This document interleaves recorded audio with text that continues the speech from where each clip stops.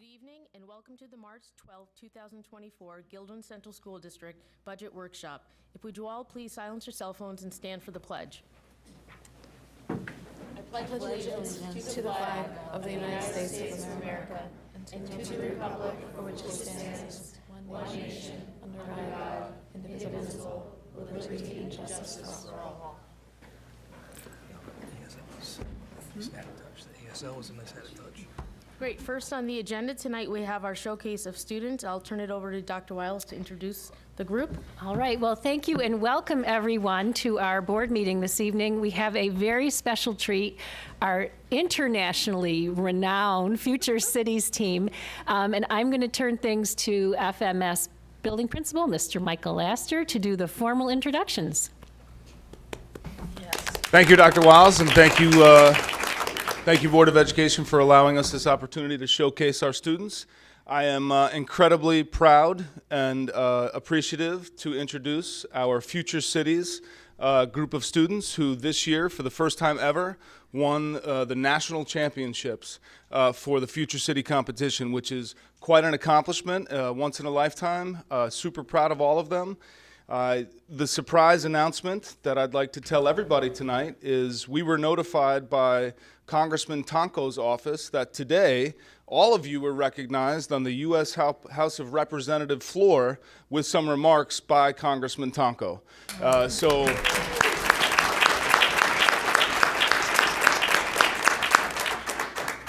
We also are excited to welcome Congressman Tonko to the FMS community on March 25th to have him come and see the presentation himself so he can welcome and give you guys as much love as we all will give you tonight. So without further ado, I'd like to turn it over to our advisor, one of our advisors, Kelly Werner. I'd like to thank Kelly, as well as Nancy Behrens, as well as Rebecca Bean, as well as our faculty or volunteer advisor who helped out. So I'm going to turn it over to Ms. Werner at this point.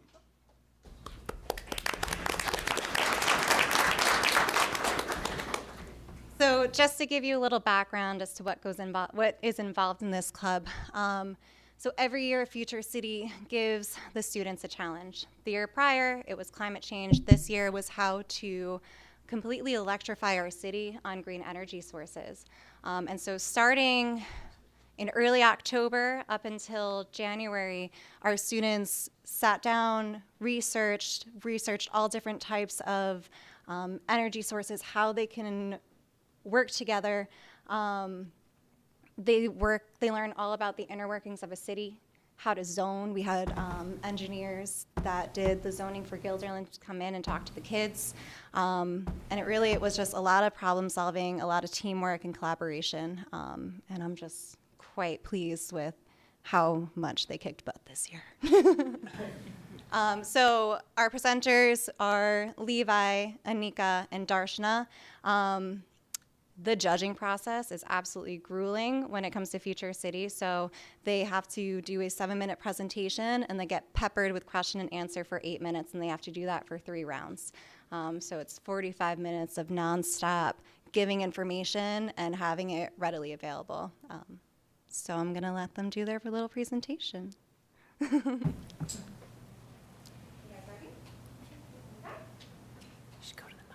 what do you want to do after school? Guys, what do you think about making an imaginary city that would fix our troubles?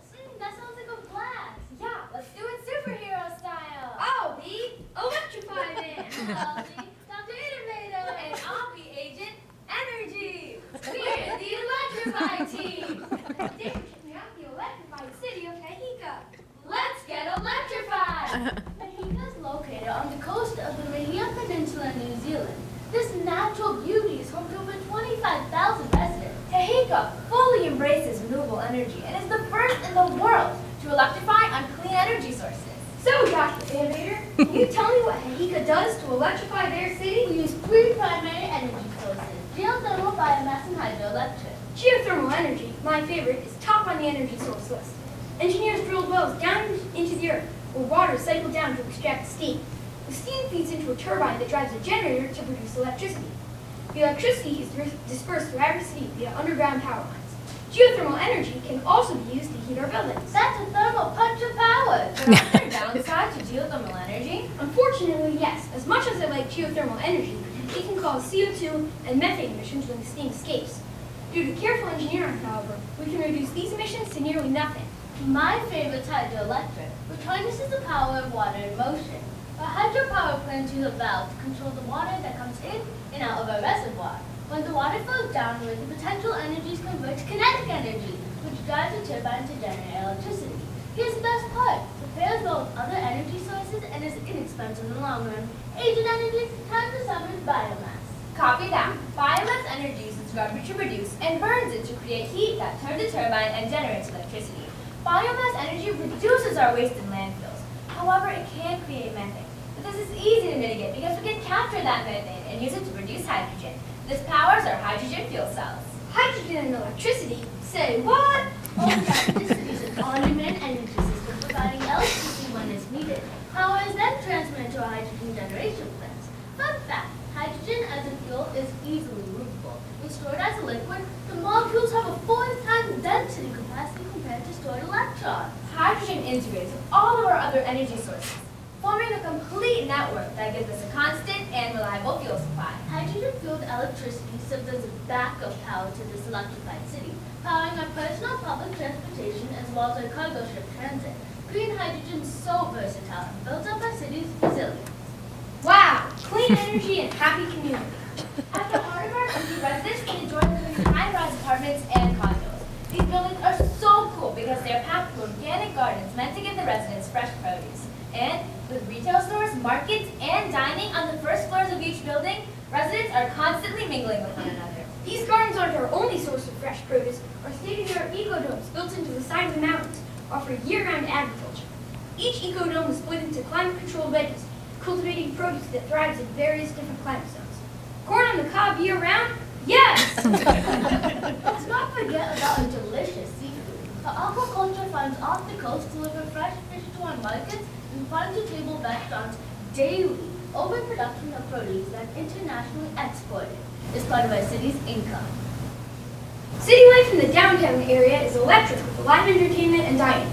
Coffee shops, museums, music performances, you want it, we got it. This is one of so many reasons to visit us. Let's not forget about the breathtaking views on our biomass ski slope, observatory deck, and oceanfront views surrounding our peninsula. You know our visitors come for that too. You can take the gondola to the top to visit ecodomes or for the view. High speed and scenic, win-win. Or you can take the Magneto, the electromagnetic train you can use to get around the city at the speed of lightning. We have 24/7 accessibility to all passengers. Hydrogen fuel cells power our train between magnetic forces. This can get you around the city in no time. Hey, Electrifying Man, what do you think about the ships? Ships come and go daily as we export our power turbines, fuel cells, and electrolyzer systems, as well as produce. You know we have some really talented engineering and logistics professionals working behind the scenes to make all of this happen. You betcha they work on our power plants, schools, hospitals, city services, and commercial areas. Many send their education at Badler schools. These high-tech classrooms involve in-person teaching and hologram projections. And because draws in top town for high-tech jobs, especially engineers. Just like our city's design, we're constantly using the engineer design process. You mean how we saved, rebuilt, and electrified this city? Ooh, story time. Cities are thrive on international commerce, exporting power turbines from our seaports. However, the ships and manufacturing facilities operate off of fossil fuels and created high pollutant levels across the city. Our fishing industries declined, and our life expectancy decreased by 7 years. It was time to change. We pulled our engineers around the table and pow. The engineer design process went full circle. Full circle! It took a couple iterations to get geothermal, biomass, and hydroelectric to work together. But with trial and error, we did it. Goodbye, fossil fuels! Mechanical and electrical engineering teams help design our power turbines, fuel cells, and electrolyzer systems. Civil engineers help design and build our monorail, transportation, and buildings. Chemical engineers help design and help optimize our energy plant PNIDs for maximum efficiency.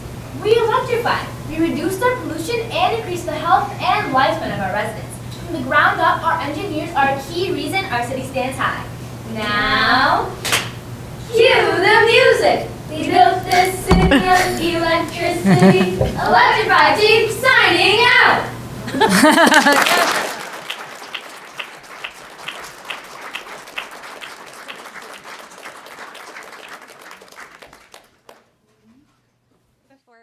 everyone. I just wanted to give a huge shout out to Jen Smith. She was our mentor and taught the kids everything they know about hydrogen energy.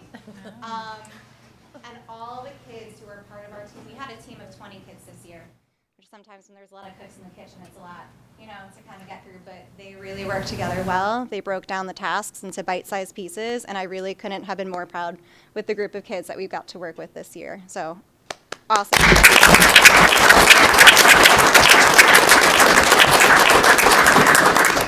If you guys have any questions you'd like to ask them.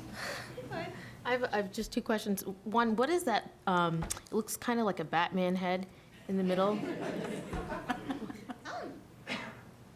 is our entertainment center, so this is where people come to watch shows, performances, all that kind of stuff. That's awesome. Probably wondering why it's Batman head. It's because we really liked how there was a unique place in Albany, the egg, and we wanted that for our city. Oh, that's cool. I was just curious too how you all got into Future Cities.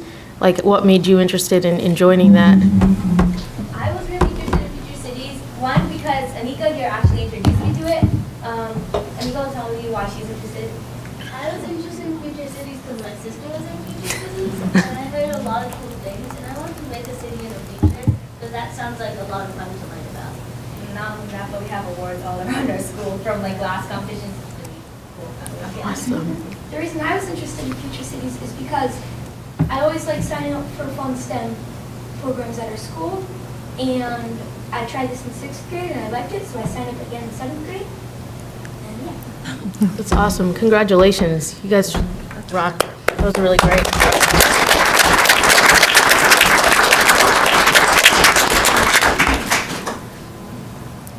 You guys have any other questions? Congratulations. Thank you. Great Thanks job. for the opportunity to showcase our Thank you. students. Appreciate it. Thank you, everybody.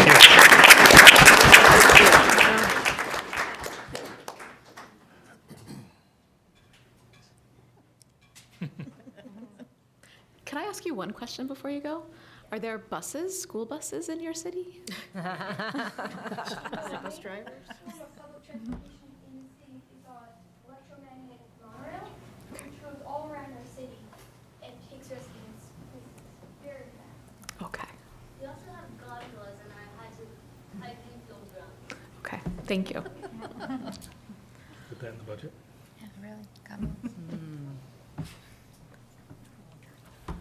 Great, thank you so much. Thank you. Thank you all for coming.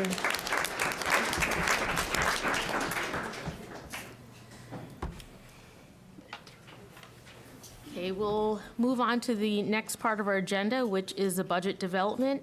And I'll turn this over to Dr. Wild to talk about the bus and equipment proposition. And I'll turn it over to Dr. Van Alstyne, who is here on behalf of Craig Lips, who could not be here tonight. Thank you. I will be talking a little bit about electrification, but not nearly as entertaining. I will not be singing or dancing. Not yet. I am wearing my school bus tie, so I have that going for me. I think they wanted a picture with us. They just waved the. We'll start by reviewing sort of where we are at with our current transportation.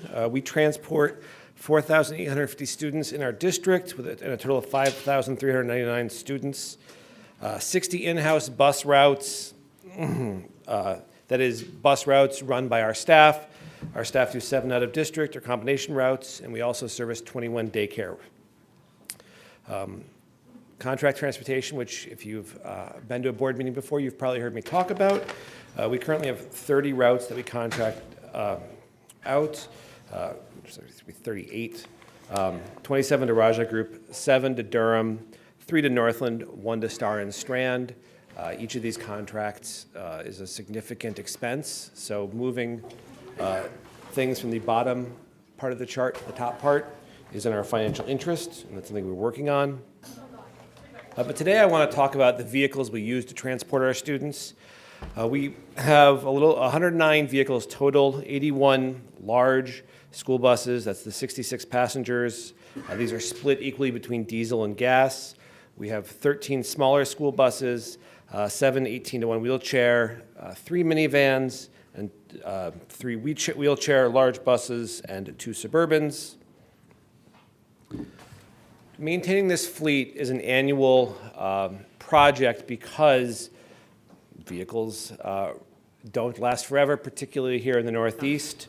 So we go through rigorous DOT inspection standards. Our buses are safe. To keep them safe, we have to replace them every year. As the fleet gets older, as each bus gets older, we have to update the exhaust system. These are some of the costs of repairs, and the value of the bus drops tremendously. So each year, we come to the board with this plan. To maintain the life of our buses, we do a number of things to target rust. Corrosion's the single biggest challenge we face. So we have the rust protection, we have a bus wash where we wash the buses regularly, we steam clean them before DOT inspects them, and we annually wash them with a hand wax application. A couple examples of spots where rust have appeared. In spite of all of these, again, the amount of salt in the Northeast, if you drive your own car, you've experienced this. Not this year so much. Not this year so much.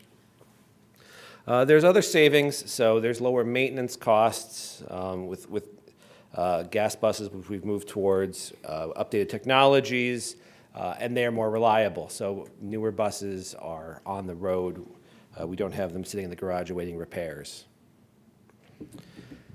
As I said, we have an annual bus purchase plan because if we did not have this and went a year or two without buses and then we had to replace buses on a larger scale, the financial impact would be completely disruptive. Instead of that, we balance replacing a portion of the fleet each year based on need. This is a split between blue, which is the large buses, red, the small buses, and green are vans or Suburbans. And as you see, we tried to keep it fairly steady. This year, our bus proposal, and I'll preface it, our conventional bus proposal, is 1 wheelchair bus, 3 65-passenger buses, and 3 65-passenger buses with chains. These are chains that deploy automatically for driving up the hill. So for safety under snowy or icy conditions. The total cost of this proposition would be just over $1.1 million. We also have 2 other vehicles we're looking to purchase, a Chevy Silverado for the transportation department. This is replacing a 1992 Chevy Cheyenne that is no longer roadworthy. So it's a much needed replacement. And then for the maintenance department, we want to buy a new skid steer. The cost of this would be $100,000, and it would really give us a lot more flexibility on what we can do in the district. This has been sort of as I said, our traditional annual plan. We're also going to move to the electrification component. You may know, a few years ago, the state enacted a zero-emission school bus mandate. Right now, the law says by 2035, all student transportation has to be done with zero-emission vehicles.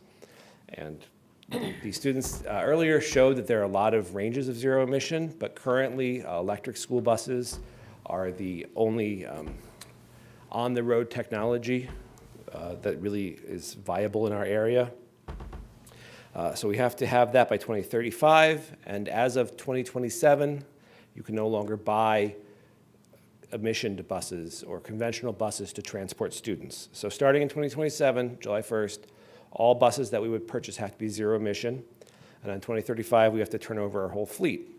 Again, thinking of this fleet replacement over time, this is going to be a multi-year project, but unlike the traditional replacement, there's also infrastructural considerations that go into electric. There's capacity, there's charging, the chargers themselves, and so we have to balance what are we able to do, what is the current technology, what is sort of the future of technology, what are the trends, and how do we handle this financially? Because current electric buses are significantly more expensive than conventional buses.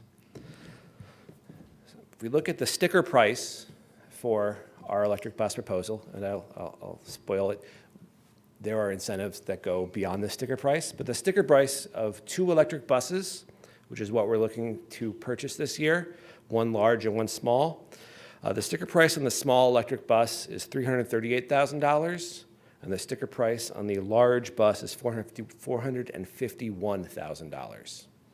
And then the level 2 charger, which is the quote-unquote slow charger, would be $8,800. So the total cost before incentives, or the sticker price, would be just under $800,000 for 2 buses, one large, one small, and the level 2 charger. As I said, before incentives.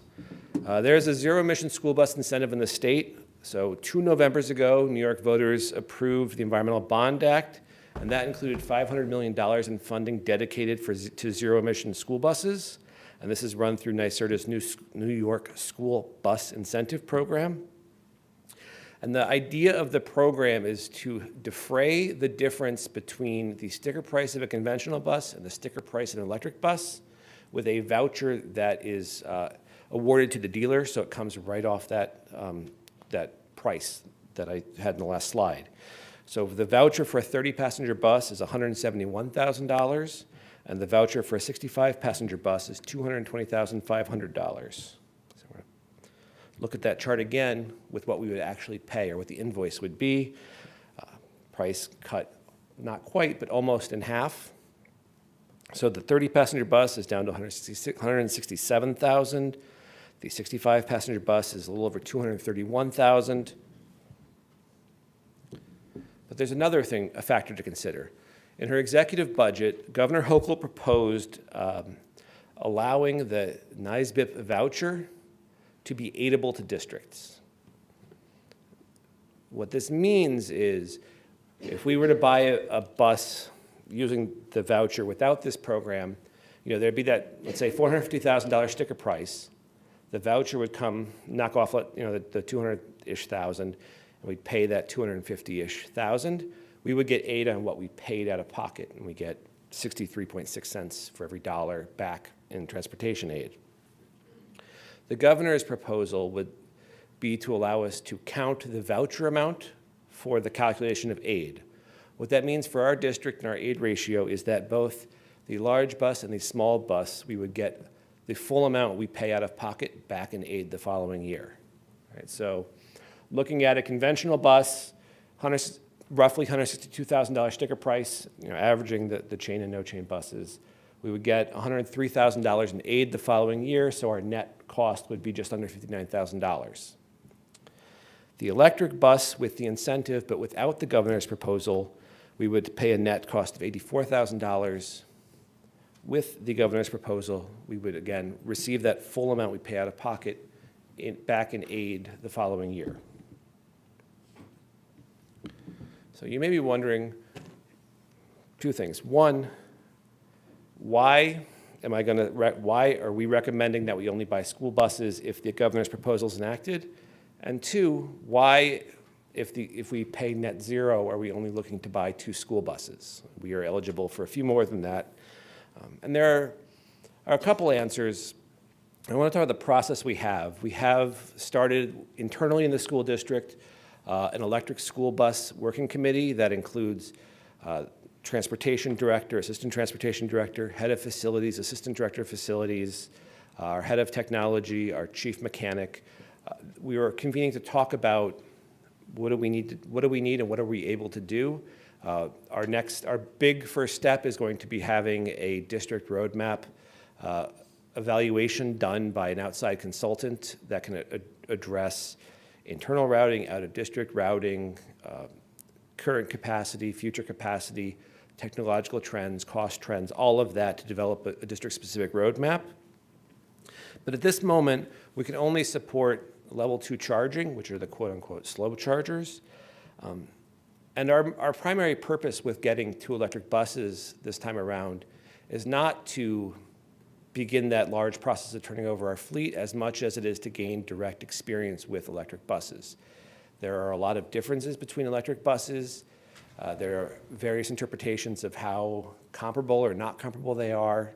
There are questions about elevation, an issue we have in our district, climate. We have a tremendously varied climate throughout the school year. We want to see how these run. We want to give our mechanics experience with buses. We want to give our drivers experience with buses. We want to be able to put them out on the road and test the various routes.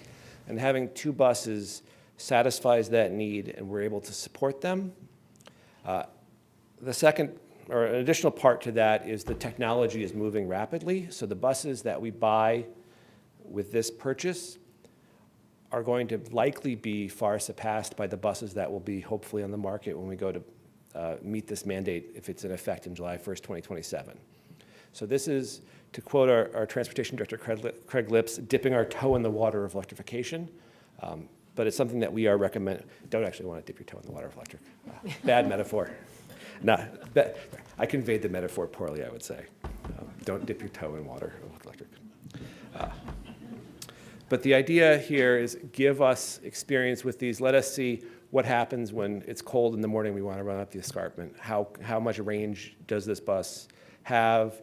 How long does it take to charge, et cetera. We met with the Business Practices Committee last week and talked through this with them and shared a couple ideas for how to present this on the budget, on the ballot in May. The first is a single transportation proposal that lists all of the vehicles I presented on and what we'd have to bond for to be able to pay next year.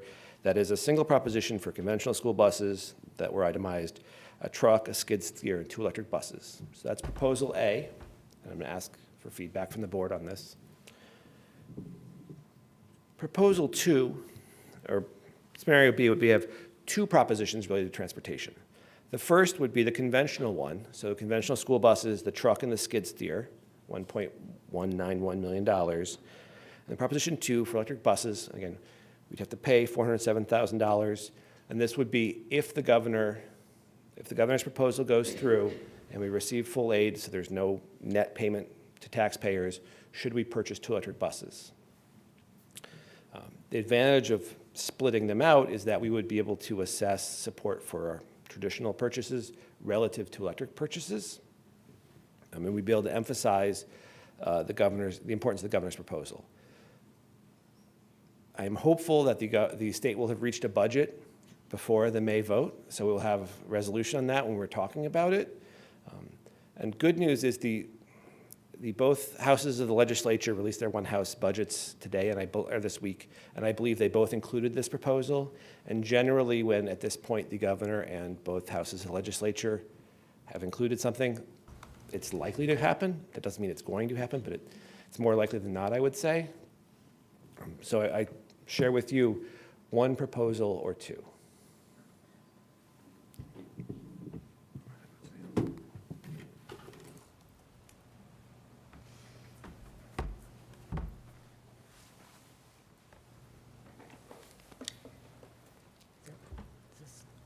Conversation time? Yeah.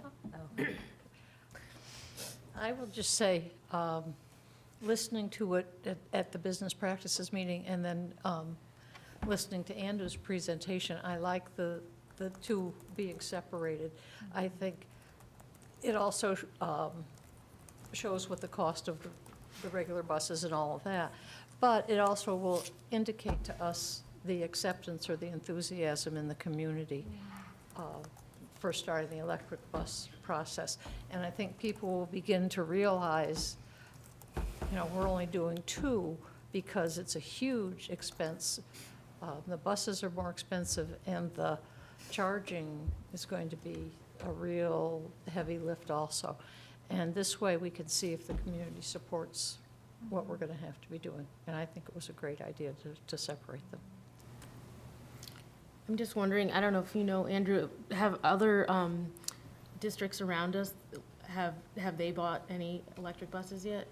Yes, so Bethlehem has had them for multiple years, and I believe Niskayuna, Burnt Hills, I think he's green, but there are a number of districts that either this current year or for next year are looking to purchase electric buses. I think Bethlehem has the most, right? They have Yeah. the most.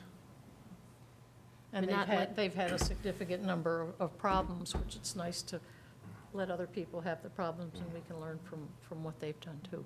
And they haven't done any infrastructure stuff yet, just the buses? Bethlehem has done infrastructure stuff. Dr. Wiles and I visited them in the fall.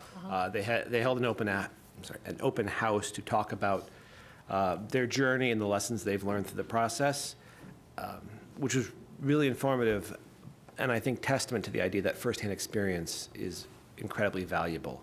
And so we've read, everyone involved in this in the district has read a lot about electric buses, but running a large and a small bus ourselves will give us that direct experience that I think we need to know, what does this do on our roads, in our routes?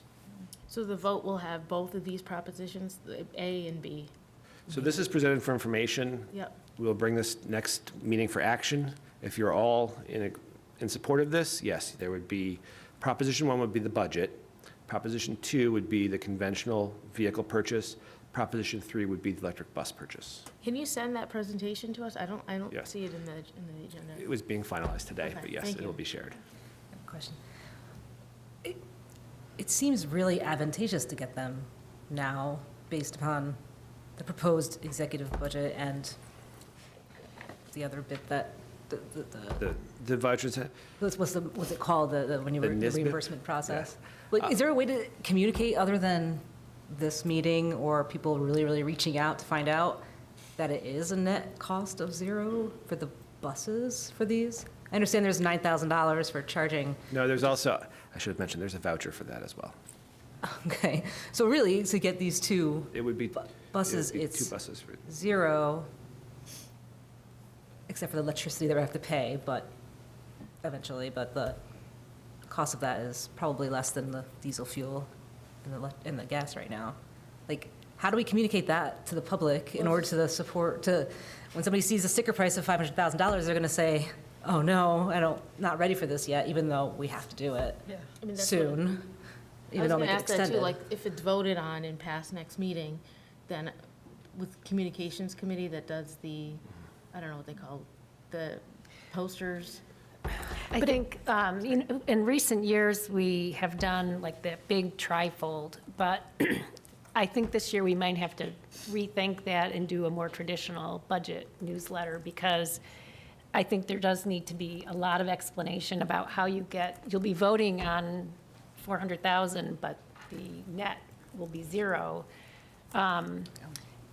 So we'll have quite a bit of explaining that I don't think we can, that's just my initial thoughts on that. What I'm concerned about is people are voting against the concept of electric buses, which we know is coming, maybe be pushed off, maybe not pushed off, rather than the knowledge that it could be a zero cost for us and very advantageous. so one of the ideas behind, and the proposal for splitting them came from Cliff Nooney. It was his idea. I think it's a good idea. But he proposed that because we were talking about the budget feedback last year. We heard people, or we read comments from people that were saying, why aren't you buying electric buses? And that sentiment is out there, and we want to know, for our own internal purposes, is what is the support? Because it is something we're going to have to do. We want to understand where's the community at with this. Not sure about matters so much. Yeah, if the net cost, I'm sorry. Go ahead, Rebecca. If the net, I'm echoing. If the net cost is zero, why wouldn't we purchase more? We talked this through at the committee, and it comes down to being able to store them, charge them, and run them. This is about the extent that we can currently support. And then related to that, while free buses would be good, these would be a generation ahead of the buses that are on the road right now that have been districts have seen them break down. But the technology is advancing so much that when we're actually going to be turning over our fleet, my hope is that the buses will be significantly more advanced. So if you think about how new technologies get introduced, they make sort of exponential leaps between generations. So these are to give us the experience, and both talking to facilities and talking to transportation, there's consensus that this is the number we should be proposing.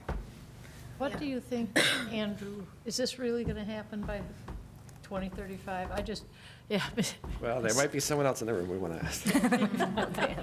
But I keep hearing people are kind of questioning, and I'm not sure that everything was thought out, like charging stations and the costs of those and all of that. And if you hear things, it would be good to hear. don't know. About, can time you for- wait till public comment? Yeah. Okay, thank you. Can I ask one more question? Yes. So the conventional buses average like 10 years, their lifespan. What about the electric buses? I don't know if you know. Good question.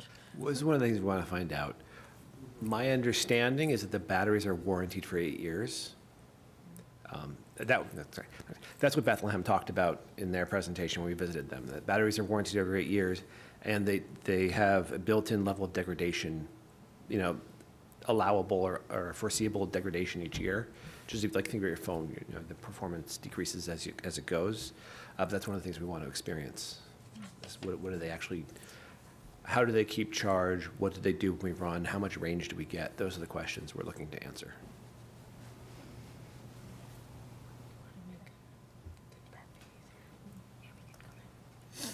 We have a communications committee meeting pretty soon after we vote on this, so then we can add that to our agenda.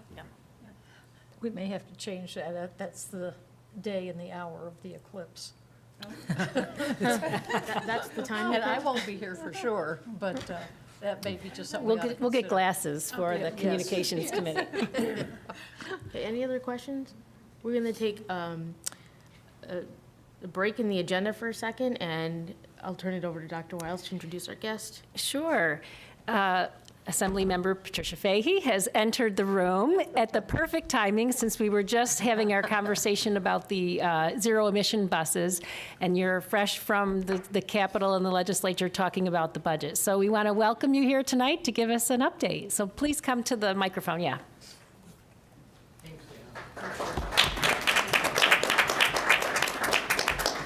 Thank you, and I appreciate allowing me to interrupt. I am just coming from a higher education meeting on SUNY, and since I was last here, I think many of you know I became higher education chair. So if I goof up on any numbers or information tonight, I think because I'm still wearing that hat, and we're trying to still sort out some of those numbers while what we call the One House resolution was printed.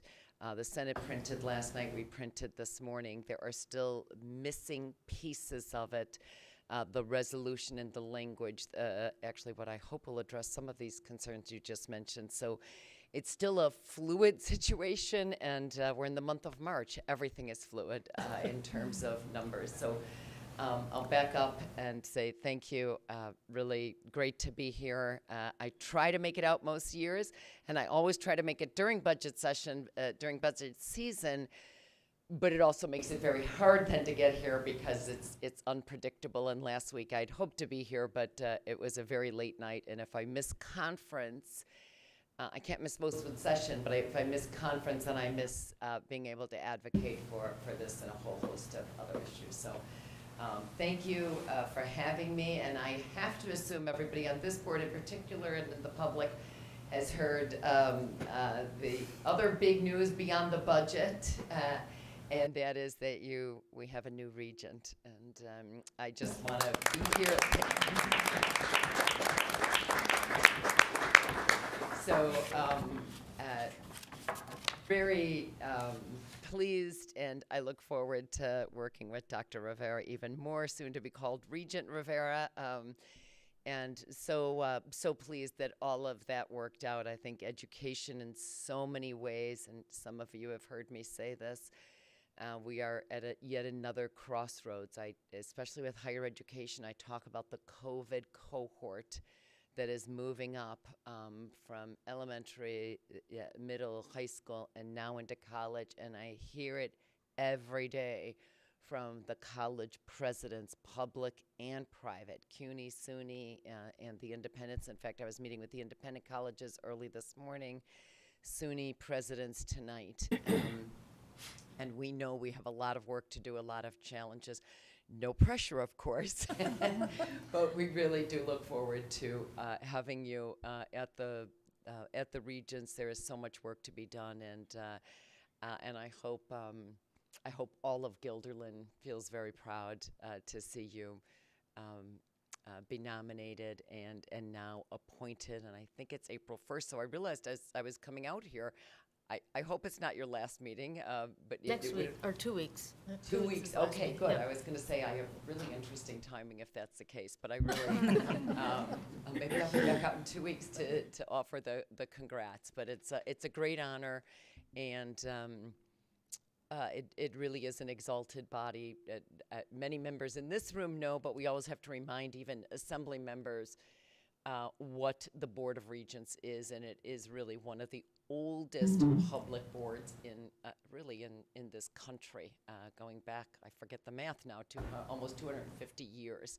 So it's, and there's a lot of work to do, and of course it's much more than just education. It is about the health, well, it's about a host of professions.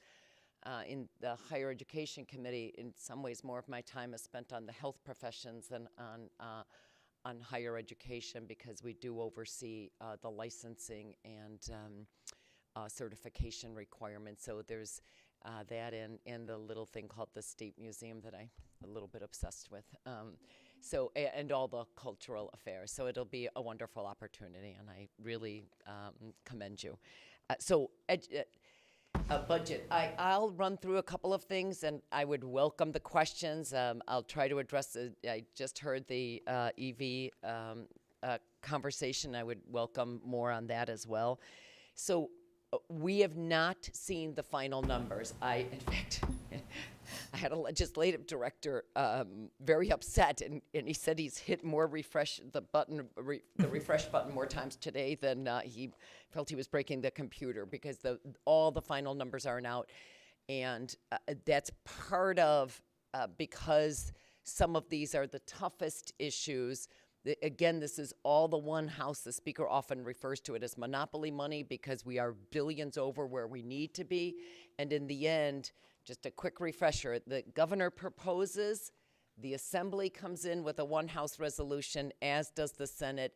Everything down to the penny has to be reconciled in the end to be adopted. So we have a lot more work, but just getting to this stage has been a bit grueling, but we're very encouraged by what is there. So I'm so grateful it did not affect Guilderland or much of my 109th Assembly District, but the changes that were made on the hold harmless provision, those are not going to be accepted in the Assembly one house. As best I've heard, they are not going to be accepted in the Senate one house. There will be, I think it's the $500 million increase, but it will. And I walked out. I have 3 presentations to do early tomorrow morning, and I brought notes on each one of those and left updated notes on my desk.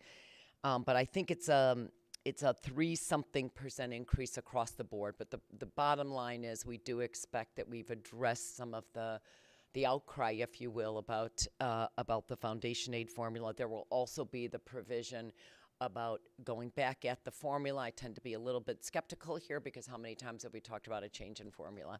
But this time it will be in law, and we'll see where that ends up in the next year. But there's, as you know, there's a lot of frustration with the formula, because depending on what region you are, it's regional, it's urban, rural, suburban, and this year many of the rural areas were hit hard with the governor's proposal, but it can be all over the map, and it's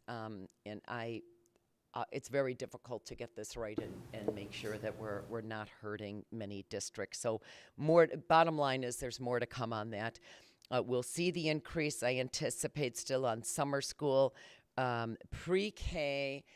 This has been a frustrating one for us. While there's been such an effort to get pre-K across the state, early adopters have in some ways been penalized. So now, at least at this point, we expect that there'll be a minimum threshold. I think you're already above the threshold, but there'll be a minimum threshold for each pre-K child. I think it's $7,000. You may already be higher than that. No, we're at $5,400 right now. We wished we were higher. Okay, sorry. Well, in Albany, it's 54. For some reason, I thought you were in better shape. The good news is there will finally, this has been a personal So I wouldn't even do sign-on letters until we do sign-on letters to advocate for different positions, and the sign-on letter, I was even able to get that in among colleagues. And so we're at this point talking about a minimum of 7,000, so that the early adopters will know. Yes, I hope, and again, we have to hold on to that. I do not know what is in the Senate. We were trying to address, I have a few other big bills, short-term, a few other major bills, and we were trying to get final language on that. So I'm still learning some of the higher education numbers, let alone the K-12. But at last we saw it was going to be a minimum, but to stop inadvertently penalizing the early adopters and those who stayed at the low threshold. I know we still need to take care of the lottery. We are running into a lot of pushback on that. So I know I really admire the efforts here. Shout out to the superintendent. She has been at me each year to fix this, the lack of some flexibility within the lottery to serve more students in need.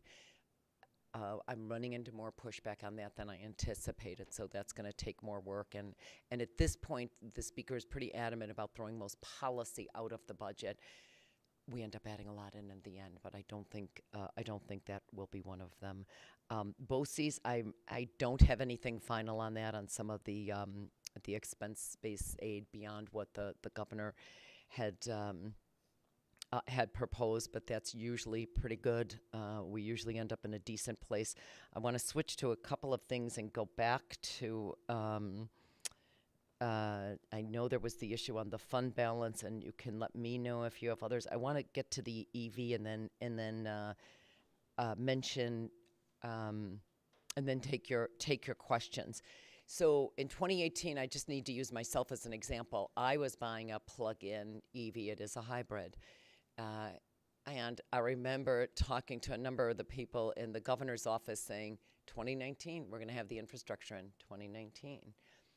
We all know what year it is.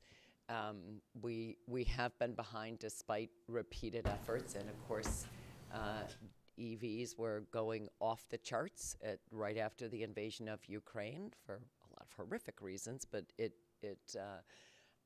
fueled the sale. Now we're back in a lull again, and EVs are sitting on the market. So a lot of those generational changes that I love the way you noted that. We do see serious changes with each generation, but the market has not been anywhere near what we thought it would be.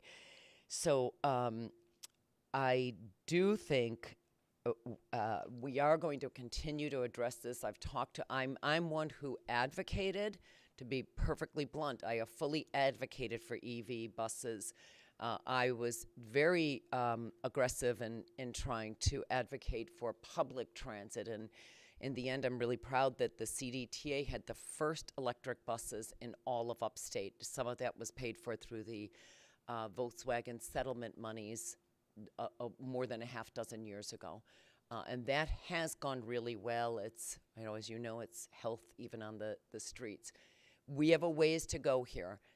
There is talk of a $2 billion bond proposal. And I don't know if you have seen or heard that yet. There is, and I don't know if it's going to be in the final House resolution, but there was talk of a bond proposal similar to what we had a handful of years ago, which I know was a nightmare in terms of the rollout, and I remember how many times you had to apply, and the technology in many cases was old by the time we got the money on the streets. It is not clear to me where that stands. It was initially the way it was described was along technology. I have been last week and all weekend advocating that we broaden that to make sure it includes infrastructure and EV buses, given some of that initial high cost, as well as energy retrofits and more. So I don't have the final language on it, and but just know that that's another area, and this is clearly the buses. It's not as planned. The infrastructure, the cost. I read the articles. About the Bethlehem buses, 5 out of 7 being off. It's maddening, to say the least. We should all be further along than where we are. In the end, if the deadlines, I do not see, I've talked to a number of folks, I don't see the deadlines changing, some of the implementation deadlines changing at this point. That's my crystal ball. But often as we get closer to them, that will be revisited. So I don't want to say anything more than I should, and I don't want to give inappropriate, I think it's where we need to go on a whole host of fronts, but I also want to be clear. I think there's a lot of recognition that this is not going nearly as smoothly as we had hoped. I hope that somewhat answers the questions, and I'm hoping we'll know late tonight or tomorrow where we are. I was checking my phone before I came in, actually, to see if I had any updates. So, but it's very much an issue. NYSERDA, as you know, is putting out money. There's money out there. It's not enough. So with that, I'll stop, and I hope I addressed some of that. I will tell you, and I have one of my first meetings tomorrow is an upstate caucus meeting among upstate assembly members, and it is very much on the radar screen and very much a concern in terms of that it's not going. I mean, I still drive that same 2018 hybrid, so and I get that we don't have the infrastructure across the state to the degree that we need, and that's on a car, which is a little easier. Questions, I really welcome. I know I've only covered a small bit. Questions, concerns, or again, it's far from over. Thank you for your continued support, always. With BOCES aid, is there still the conversation ongoing about updating the formula for reimbursement to districts? I think so, and I'm going to apologize because that one, it was a few weeks ago when we last conferenced all of that. And so my notes are a little bit out of date, and again, everything was held today, so that some language was out there, but not all of it. But I know that's, and I'll learn a little more about that, and I'll try to communicate. We had hoped to have, I really had hoped to have a lot more tonight, but I know that is a big one. I know the BOCES, some of the BOCES salaries. So I want to say I'm encouraged on that, but I don't want to be definitive until I like to see some of these things in black and white as well. Thank you. I was just another thing on electric buses. It's not just like we need charging stations and bus, but there aren't enough companies to produce all this stuff. It's not just that we can't get, that we don't get 10 or whatever it is. Yes, it's a whole stepladder of and things. that is stalled as well because, and I've just met with the car dealers. They are sitting on the lots. The cars are sitting on. Right. So there's been there was a flurry, which was I carry a number of electric vehicle bills. Including a tax credit to encourage more, and we sidelined it a couple of years ago because you couldn't find EVs just 2 years ago, less than 2 years ago, and now they're sitting on the lot. So, and that's not, again, that's cars, but it fuels the whole, it's a whole technology investment and, as you said, the generational changes you see with each upgrade. So it is affecting. I really was dismayed to hear and to read some of the early rollouts. I mean, I commend so many districts, including your own, for really trying to tackle this. I know I was with New Scotland, the New Scotland School Board, a week or so ago, and they are postponing until next year. So I think they're just holding off on any purchases until next year, and I know that's not, many of you do this on a rolling basis, so that's not an answer for many, but I understand why they're doing it. And I hope we'll have even more funds and more ways to address this by next year. I'm sorry, go ahead. Regarding the funding for it, is the amount of funding that we would receive, like for here, I don't know how long you were in for the example. Is that expected to continue, or is that kind of as an incentive to try to start people to get on this path of so if we delay for 5 years, would the same amount of funding, you think, be available to support that transition later on? Or is it like, we're giving you this money now because we want you to start doing it, but, in 5 years, 6 years, that number will be decreased, therefore we'd be more out of pocket in 5 or 6 years? It's a great question. Some days I feel like I can't predict tomorrow because I'm still Sure. waiting on some language on where we're going to be. I will say, I also represent the Albany Port, so we have been hyper-focused on federal dollars for wind energy to really transform the port, including some of the major projects off Long Island. I don't want to be political here. I recognize I'm in a public venue, but so much of that can change in November even. I would like to say we will be doing those investments here in the state, but so much of that is also tied to some federal investments, and some of this money is commingled with the federal investments, including some of those that we got from COVID, the infrastructure monies, the Inflation Reduction Act, and the billions that are coming through. That's tied to what you're seeing. Some of that is tied to what you're seeing with NYSERDA in addition to our investments. I would like to say yes, because we can't really go backwards, right? This is where the system is going. This is where we just had a whole conversation about, we met with one of the energy executives from Spain last week. And if you think of where Europe is on a whole host of renewable energy fronts, they're just way ahead of us. So I like to think that this is just the beginning. And so we will see those dollars, but some of this really can get tied up into if we see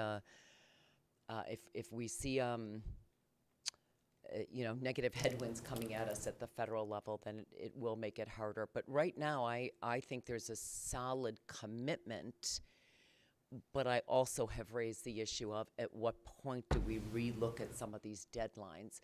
Because I certainly didn't think we would. I've been reminded of buying that 2018 car and thinking, 2019, that infrastructure is going to be in all along the through, and it's just not there. So, long way of answering your.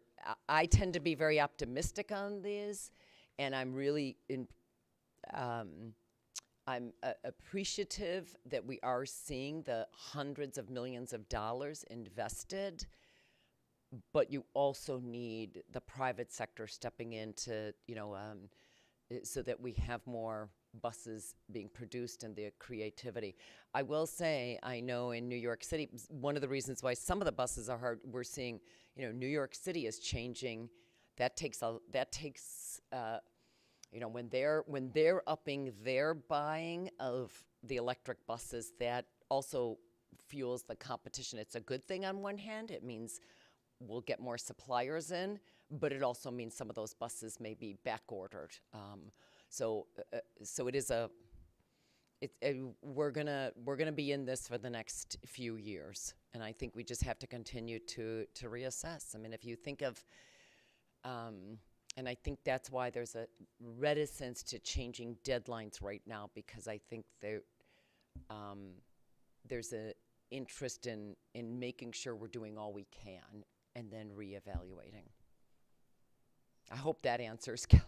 Challenging to decide when's the right time to jump in, given the funding that we have now, which is favorable to waiting and maybe not having that funding available later on. I really am optimistic because we're just scratching the surface in terms of what we need.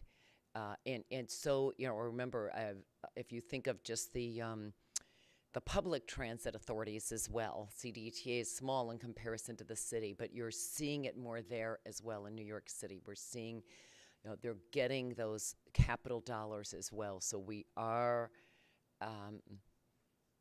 I think we're going to continue to see more. And certainly at the federal level, if things continue there's a real interest in trying to address these climate goals.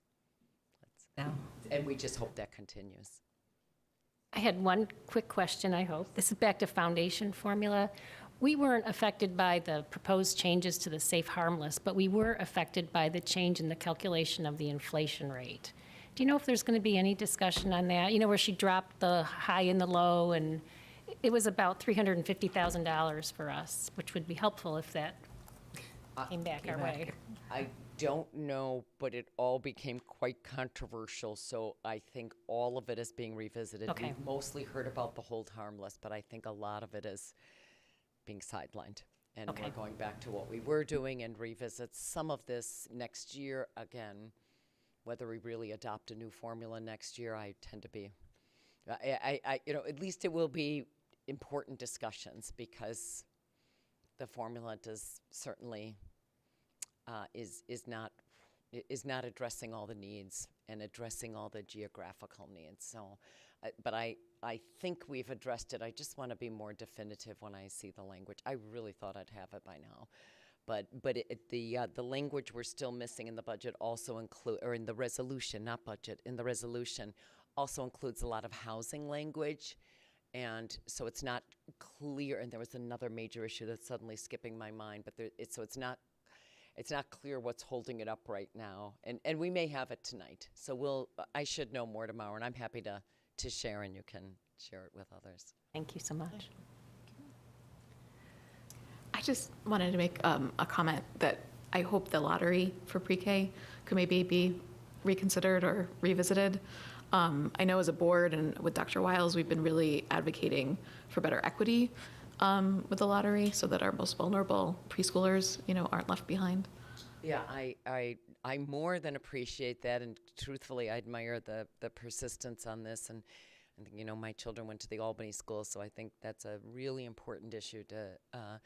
The initial pushback that we are getting on that is that they're not sure if it may violate some of the some federal statutory language on lottery, even though of course what you have is well intended. So we've got to spend some time on it post-budget, but we are a little more pushback than I anticipated. But we have school boards and a few others are working with us on that, because it's the lottery is intended to be fair, but it's unfair in terms of the implementation. So yeah, thank you for raising that. We are going to try again on that. And again, just thankfully, I'm working with some of the similar staff with higher education, so they're a little more responsive in terms of where we're at on that. So, did I answer some of the EV pieces? Okay. Yeah, thank you so much for joining us. We know how busy you are, and to squeeze us in, we really appreciate it. Well, and forgive me, I do like to learn, and forgive me if I am leaving, but there's Perfectly okay. drinking from a fire hose right now. There is a lot. We will continue to keep you updated, and I appreciate you allowing me to come in, and I should add, because I do think it's important for those in the public to add, I have served on a school board. I know how well paid you are. So so I thank you. And I know it's not always easy. You face many controversial and tough and emotional issues. So I appreciate that you step up to do the right things and to really keep our children at the forefront. And I've really admired how much you did, especially the extraordinary creativity that so many that every district had to go through to pivot during COVID. And it's still on my mind, especially because of higher ed. And I really, this school district, I remember visiting a number of the schools during that, and it's just so important. So I do appreciate the continued commitment here. So a pleasure. It's always an honor to represent and to work with you, and look forward to hearing more and to visiting more schools. Always welcome the opportunity to see more students. I know this late at night it's hard to see the students, but happy to continue to visit and be there. Okay, thank you. Thank you so Thank much. you so much. Thank you. Thank you, everybody. Thank you. Next, we'll move on to superintendent information. Dr. Wiles? Okay, so my first topic is a very interesting one. I just want to underscore that we are contemplating, and this is simply contemplating at this point, an early dismissal on Monday, April 8th, due to the timing of the solar eclipse that's that day. It begins at 2:12 p.m. and it ends at 4:26, which of course perfectly encapsulates all of our dismissal times. A number of our neighboring districts are looking at this as well, and it's a potpourri of approaches that various school districts are taking. So at our last Leadership Council meeting, we talked about this because the expectation is you're not supposed to look at the sun during this time. And so our team came up with the idea of using our early dismissal plan that we use rarely, usually for issues related to bad weather. So we haven't really pinned down the exact timing of the dismissal, but the plan would be to have everyone come into school at their normal time, but to have the high school dismiss first, then the middle school, and then finally the elementary schools. And we'd like to time that dismissal of the elementary schools so that we know that children are home before that 2:12 mark. So we're working with our transportation department to fine tune all of that and continue talking about it. We also know from the Suburban Council that athletic contests, they've agreed that none will start before 5 p.m. that day, and they're recommending that warm-ups and practices begin at 4:30.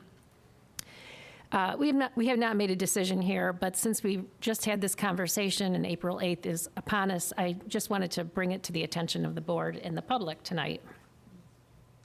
I think it's a good idea. I think, especially the young kids, because they're the ones who would know the least about it. And I think to get them away, home safely, or wherever they go safely.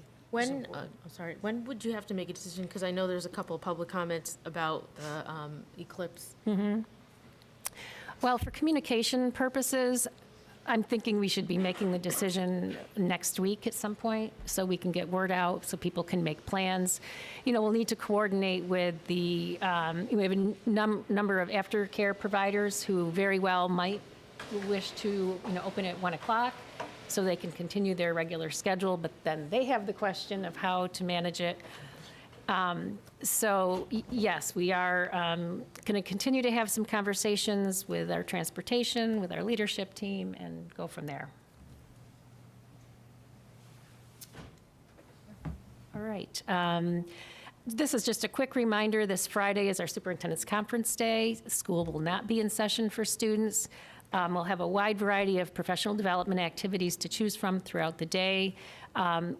In order to give our building clerical staff opportunity to participate in the activities, we're actually going to have our building offices closed that day. So if families need to call, those calls will be forwarded to the district office, which is, we don't typically do that, but we have some activities and we want to make sure that everyone can participate. And my last information item is really to talk about the upcoming Board of Election, given our big news of Dr. Rivera. So just the general information that hasn't changed, but petitions are available through the district office for any district resident who might be considering running for the board. They will need 43 signatures of eligible district voters, which is 2% of last year's election participation. We have 3 open seats, and the candidates with the highest vote total who is not run, this is the part that's new. The candidate with the highest vote total who is not running as an incumbent will serve a 3-year term that begins on May 22nd, which is the day after the vote, and that term will run through June 30th, 2027. And then the candidates, regardless of whether or not they are incumbents, with the other 2 highest vote totals, will each serve a 3-year term beginning July 1st and ending on June 30th, 2027. And that's because Seema will be resigning effective at the end of this month, so she can begin her term as Regent Rivera on April 1st. So just a couple bits of general information. In order to be eligible, nominating petitions with 43 or more signatures from qualified voters must be submitted to the district clerk before Monday, April 22nd, 2024 at 5 o'clock. And anyone who has questions about the process can contact any board member or myself and if they have questions. And then a candidate must be able to read, write, be at least 18 years of age, a qualified voter and district resident for at least 1 year prior to the date of the vote on May 21st. And any other information is available through Mrs. Livingston, our district clerk. Great, thank you, Dr. Wiles. Next, we have superintendent action. Back to Dr. Wiles. Just one action item this evening, and this is the agreement for the emergency preparedness facilities use with the American National Red Cross. Can I have a motion to approve the emergency preparedness use agreement? Kim, second. Rebecca, any questions or comments? All in favor? Aye. Passes 8-0. Next, we'll move on to budget development workshop. I think we have a few slides before we get to public comment, so I'll turn it over to Dr. Wiles. Hey, thank you so much, everyone. I just want to set the stage a bit for our process this evening. This is the traditional part of our budget development process where the board and the community get a chance to ask questions about the presentation we did a week ago. In tonight's presentation, I have a brief update because, as I said last week, things changed throughout this process, so I want to get everyone up to speed, and then we're happy to take some questions. So the plan, we'll do a couple minutes of updates of the spending plan since March 5th. We'll give the Board of Ed a chance to ask their questions of the district office team. We also have many of our district leaders here for the questions that are too hard for the four of us. And then members of the community who have questions about the budget will have an opportunity to come to the microphone and ask their questions. And then if we had any submitted by email, we will address those as well. So Andrew, I'm going to have you come up and just do a quick overview on the revenue. Thank you very much. I want to highlight a few of the changes in revenue that went into the draft budget we presented last week. We have an increase in local revenue. The most of this comes from investment interest. While we've talked at great length about the challenges of inflation in the district, and they are very significant and they far outweigh this small silver lining, we have received additional interest from our money that is put in money market. We keep our money in money market accounts earning interest. So we've increased the projection for interest next year at $200,000.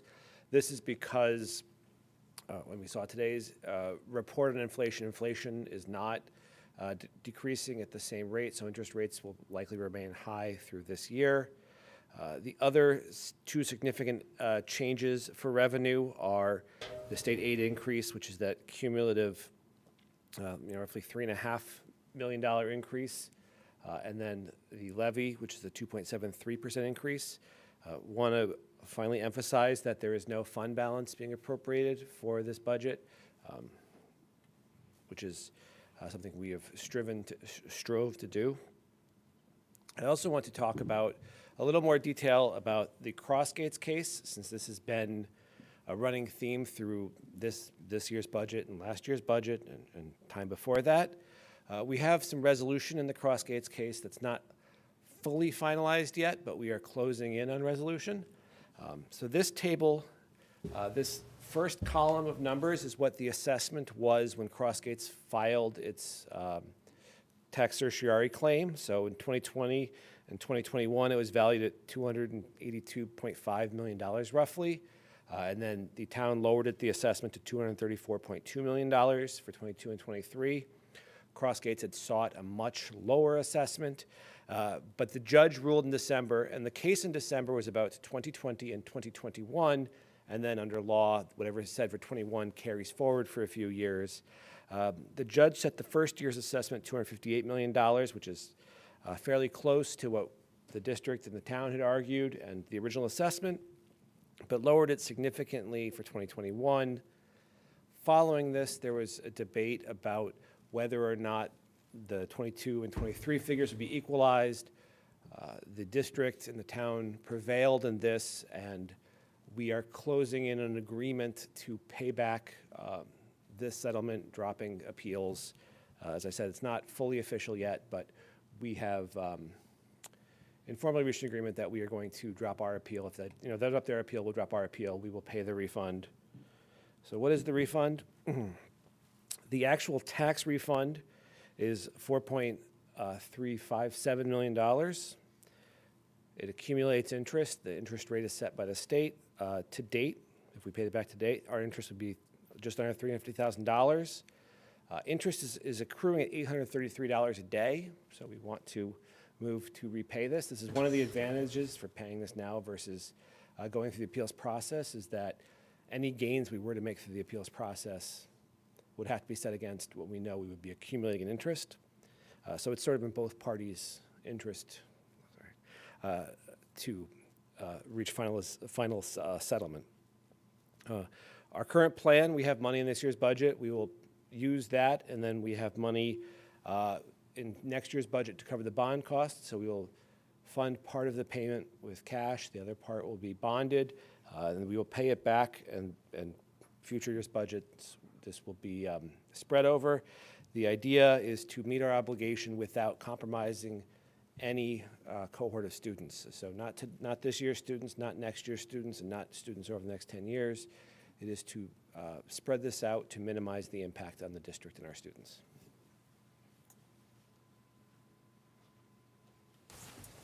Thanks so much, Andrew. So a couple other areas where we're anticipating some savings. The exact amount, we're not quite there yet, but I'm foreshadowing here.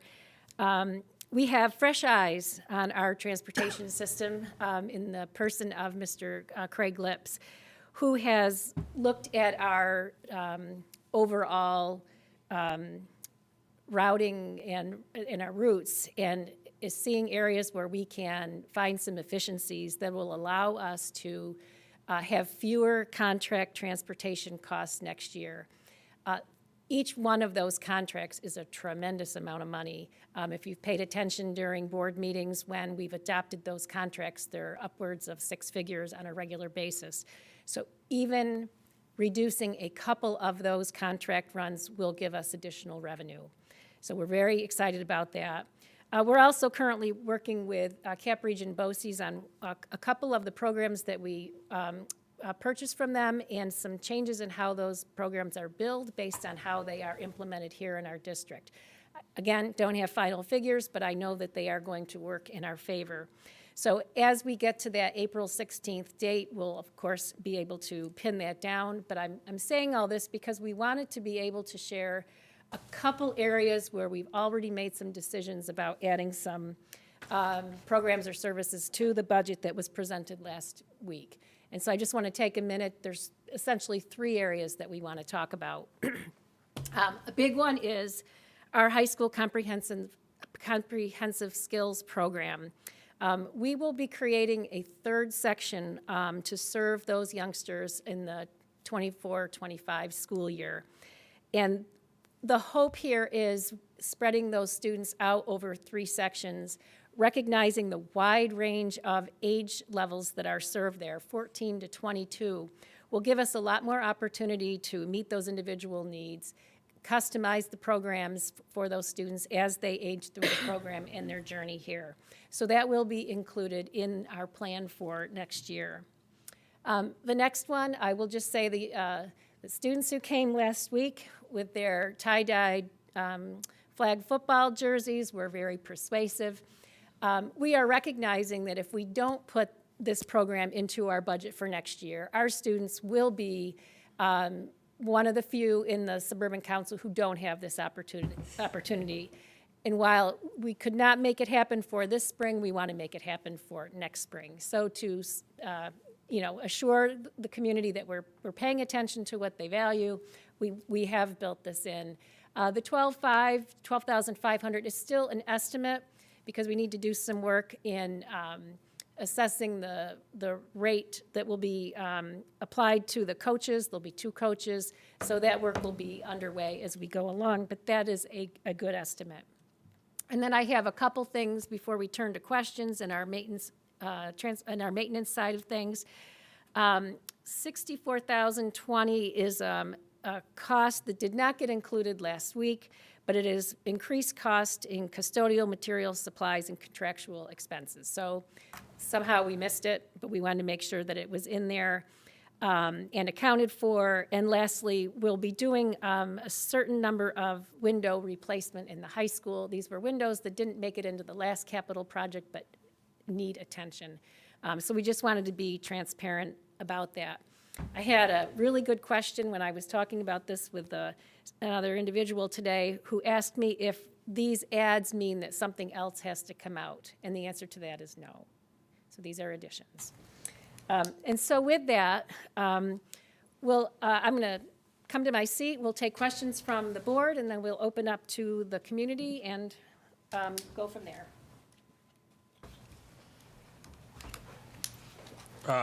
So I sent a couple of these ahead of time just so Andrew and Marie were kind of aware. So when I look at these, just so you understand, when I look at these budgets, I'm looking a lot of times at line items from the last few years that are kind of steady, and then there's a massive jump for this budget season. I'm just trying to get an understanding. This particular one doesn't really fall under it, but the first one was under the maintenance of plant. There's a pandemic line item. I'm just kind of curious why we still have a pandemic line item. That is the name of it. It covers the supplies that we use not just for pandemic purposes, but it is sanitizers, sanitizing wipes, dry wipes, baby wipes, masks, any PPE we purchase. So that's the pandemic supply line. Okay. I can tell you why we made it its own line. At one point, we were having to track those expenses, and it made it a lot easier for us to just go to the pandemic line and see what did we spend each year. So that's why that's there. All right, perfect, thank you. The next one I had was under middle school, where there's, and it's the cultural arts assemblies and other professional services. This is one where it's steady for the last 3 years at $1,000, and then it jumps up to almost 60 in this budget. Is there a reason why it jumped up so much when we've only used it at $1,500 or so for the last 3 years? Nate, what page are you on? Page 21 of the budget.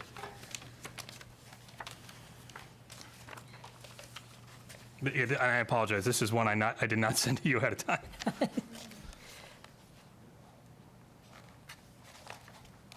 Excuse me, it jumps up to 66,000.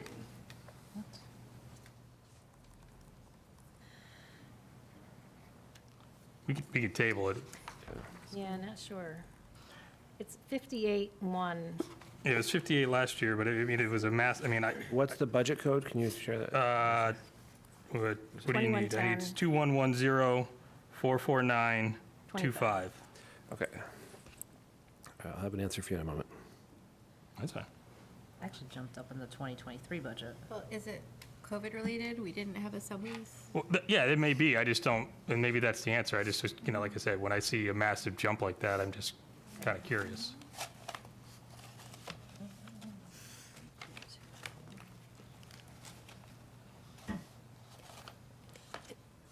Nate, do you want to ask your other question? Yeah, I'll while ask my he's- other question. So this one's a little more straightforward, and this one I did give you a heads up on.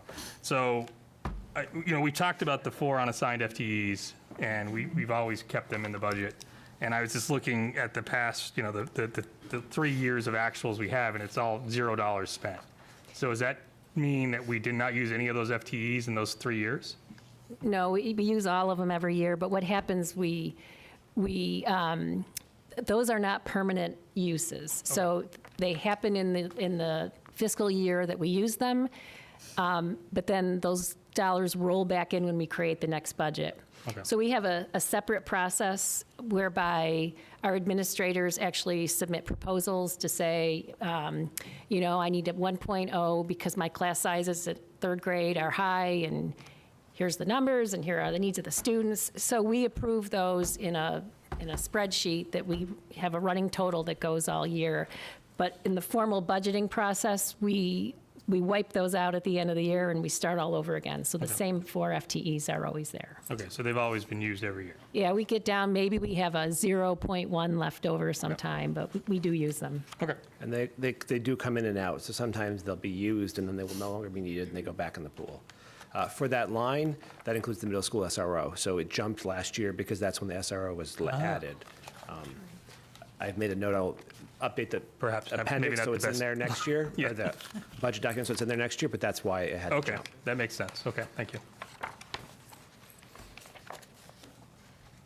I just have one question. Did that change the number of FTEs, the unassigned FTEs with these new additions? No, we have not touched the FTEs Okay. there yet. That's great. I have a couple of questions. One of them, there are no pilots next year, Andrew? No, there was only one potential agreement for this current year. It's not in effect for next year. Okay. Is that good? You know, I never really understood that we'd rather not have. We would rather not have pilots than have, the pilots are fixed, whereas property values grow Okay. Okay, good. generally. All right, and I have another one that we haven't ever, well, we have mentioned it, but when I was at Linwood today, I was talking to the social worker, and she said that one of the therapy dogs the therapy dog at Altamont had passed away, which makes it really tough for everybody. And I know we don't do any funding, but is there anything that we can do in terms of a budget or of helping? Because it's very expensive, and the PTAs, I think, are working on it. But when you see that you lose one, all of a sudden you realize, everybody realizes, because it hurts everybody. So we can't fund the therapy dogs through the general operating budget because the actual dog is purchased for an employee, and it becomes their dog. So the funding for that comes through a trust and agency fund, which is kind of like a scholarship fund, where fundraising has to happen in order to fill that. So the therapy dog program has had, they've written grants. We've had galas in the past. And I think they're reaching out to PTA as well to add money to that trust and agency fund in order to keep it going. It's a wonderful, wonderful project, and we're very lucky that it worked out that all of the schools have a dog now. Those poor dogs, they go home at the end of the day and they're exhausted because all day they're on. And kids are all over them. It's a wonderful program. Okay, and this one is, maybe we need Cliff for this, but I'm wondering, since we've been getting some of our power from the solar power station that we are paying into, do we know how much that saved us? I mean, I know it gets put to other purposes, but it was supposed to me, as I remember, it was a fairly high amount that we were going to be saving with that. And would that help if we had to with the electric bus charging? I don't know for the former, we do receive funds, and we can get the totals for you. Okay, yeah, I would just be interested to see, because I think it has been significant. And I know it's been rolled over into other programs, but it's nice, nice to have, and a nice thing that Cliff figured out how to get for our district, so. Go ahead, Katie. I'm happy to see that we were able to look back at flag football, but we also had talked about if there were changes in funding, that there were some assistant coaching positions that Dave had requested that we were going to look at. And so what impacts does that have any change on or impact on that? Or are we still looking at keeping that in mind if we need to support those programs also? So the end of last week's presentation included a couple-page list of topics that we have on, should we have additional funding? So it's still there. Okay. Go ahead. I had a quick question. Just one of the line items was to replace the bleachers in the East Gym. I was just wondering about waiting for a capital project to do that, or I'm going to let moving you, ahead? he's been working on that. The feeling is that they cannot wait, that they need imminent replacement. 'Cause we're still several years from Okay. the actual work. Okay. Oh, go ahead, Blanca. I just have one question, and I'll save my comment for the end. Was on the list after, like, if there was extra, was Floatners on there? It was not on there. Okay. What did you say, Steve? Was float nurse on that list?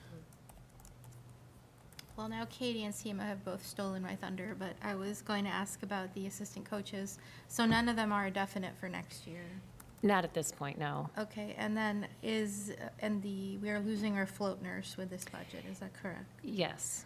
Okay, and that float nurse goes to all 7 buildings? In theory, yes, it could be at any one of the buildings. Okay, I think we have some public comments that we'll address. Our nurses are here, we're keeping them up very late. Was the float So nurse, sorry. was the float nurse funded in the past few years from COVID funds? Yeah, it was a COVID-funded extra resource just because of the sheer volume of nursing needs that we had at the height of COVID. So it came out of that, I'm not sure which of the grants, but it was out of the COVID. We had those 3 buckets of COVID dollars. It came out of one of those. That money is gone as of September. I have just one comment, not so much a question, but I know at some point we talked about advocating with the town, or making, having a seat basically at the table at the town board, because obviously their assessments are impacting how much we're paying. Like, I'd rather see money go to our students versus go to Crossgates. And so the fact that, like, they get to make all those decisions, but we see the end impact. I feel like I only have one board meeting left. I strongly suggest that we advocate to get a seat at the table at the town, because if the school is impacted by how the tax assessments are done in the town, I feel like the school board should have a seat there in making those decisions. Yeah, Marie, had you ever brought it up? I don't know, like, do we need to officially ask? Is this public enough? I mean, what do we do? Ask to have a seat at the board, the town board? No, I have not asked that question. I just feel like it couldn't hurt for us and the library board to take a look-see if we're going to be assessing someone's property at 600 times what it was previously. Maybe one of us might I mean, I can send an email before I leave. do it. So those are, they're elected the board members. And so maybe the question has to be, like, when the town is getting ready to do the next revaluation, that's the time to have a part in the conversation. I'm not sure when that's going to happen. I think, given the experience of the most recent one, it might be a little while. So, I certainly support communication between the town board and our board, because I think an Enterprise article captured it perfectly. The school district felt the brunt of all those tax claims. And we're just fortunate that, and I think they quoted me in saying, I'm just delighted we're not standing here last week making $5 million worth of cuts if we had to pay the whole thing at once. I mean, it's crazy. We're asking for things for kids, we're asking for a float nurse, we're asking for these things that are totally, nothing exorbitant. And then we have to send money to Crossgates. $5 million to Crossgates almost. I think that's insane, so, just a comment. Yeah, I hear that comment. Are we allowed to ask administrators? Well, yes. Okay. Mr. Austin, do you have a list that prioritizes the assistant coaches in case we're in a position where we're able to afford some of them, but not all of them? I believe I did, yeah. Sorry, I didn't put my phone. You probably could have just yelled. What prize do I win? I believe back in stage 2, I did prioritize. I think the assistant coaches that I selected to put on in stage 2, obviously positions I strongly feel like we need to support, but also did some research, in comparison to our competition in our league, and those were the positions that we were in the minority, the most, compared to other sports, as far as most of our other schools supporting assistant coaches in those sports. So I did put that in stage 2. Off the top of my head, I don't remember the order. I just wanted to make sure there was one. And I would agree with you. I attend a lot of the sporting events. I try to attend ones also that my kids don't play, because they don't play my favorites. But I've also noticed, other teams go out there with like a whole force of assistant coaches and coaches, and so I would like to see that happen. So I just wanted to see if there is extra money next year, like where, which ones would we? If there is extra money. Yeah, if, I know it's an if. Thank you. Can I? Okay. Yep, I actually have, I guess, a question and a comment, because I was going to ask about the floating nurse. So we're increasing, we're going to 3 sections of CSP next year at the high school instead of the 2 we talked about. And then we're taking a sped teacher from the middle school down to the elementary, so there are going to be 4 sections. So I guess my question on that is, according to the projection enrollment for the middle school that's now losing a section, they're going from 13 students to 12, and they're going from 2 classrooms to 1. So can we do something about that? Only because that's especially for that class, that's a huge number. I mean, it's only the difference of 1, but we're taking a teacher away. And we're, I guess, at the high school and at the elementary levels, it's an increase of 6 students. So I'm just, So we're going to look at it holistically, and part of it's going to be student placement, and are there other moves we can make? So right now, we added the FTE, and then we'll kind of fine tune as we go along, and we'll give all of you an update on kind of how we're going to divide up the students and work through those. We've got, we're right now forming working groups to kind of talk through the transitions of the 3 elementary to 4, and now with the additional section at the high school, what does that do K-12? So would we be moving then 6 through 8 student, or I guess, would any middle school students, I guess, be going to the elementary program then? Would be my next question, or up to the high school program? we wouldn't go backwards. We might move forward. I think we'd be looking at the students and their individual needs and what makes sense. So I would say, stay tuned on that. Okay. My other now, because the floating nurse was brought up, I know that that was part of the grants before, but when we do have to now, like, once the floating, because I understand ours currently is out on leave, what do we do when we need someone? Has there been like a cost analysis of what we have to pay another agency to provide someone versus how much the floating nurse was? Regan, you want to take that one? I can't speak to the cost analysis, but I can tell you that we have a vendor that we've used, Nurse Connections, that we used during COVID, and some of their employees have helped. We have other subs that have helped fill in the gaps while our float nurse has been out. Go ahead. Are you going to request like actual number? I just feel like we need to look at the actual numbers, because as a nurse myself, you know, going with an agency nurse tends to be way more expensive. So I just want to make sure we're not, you know, that we're thinking that through. Is it cheaper to keep our float nurse at a, you know, a stagnant rate as opposed to going with agency nurses, which in my experience, I can make 3 times as more as an agency nurse than if a part-time And they're not hospital staff. familiar with our students. We can do that analysis. Great, thank you.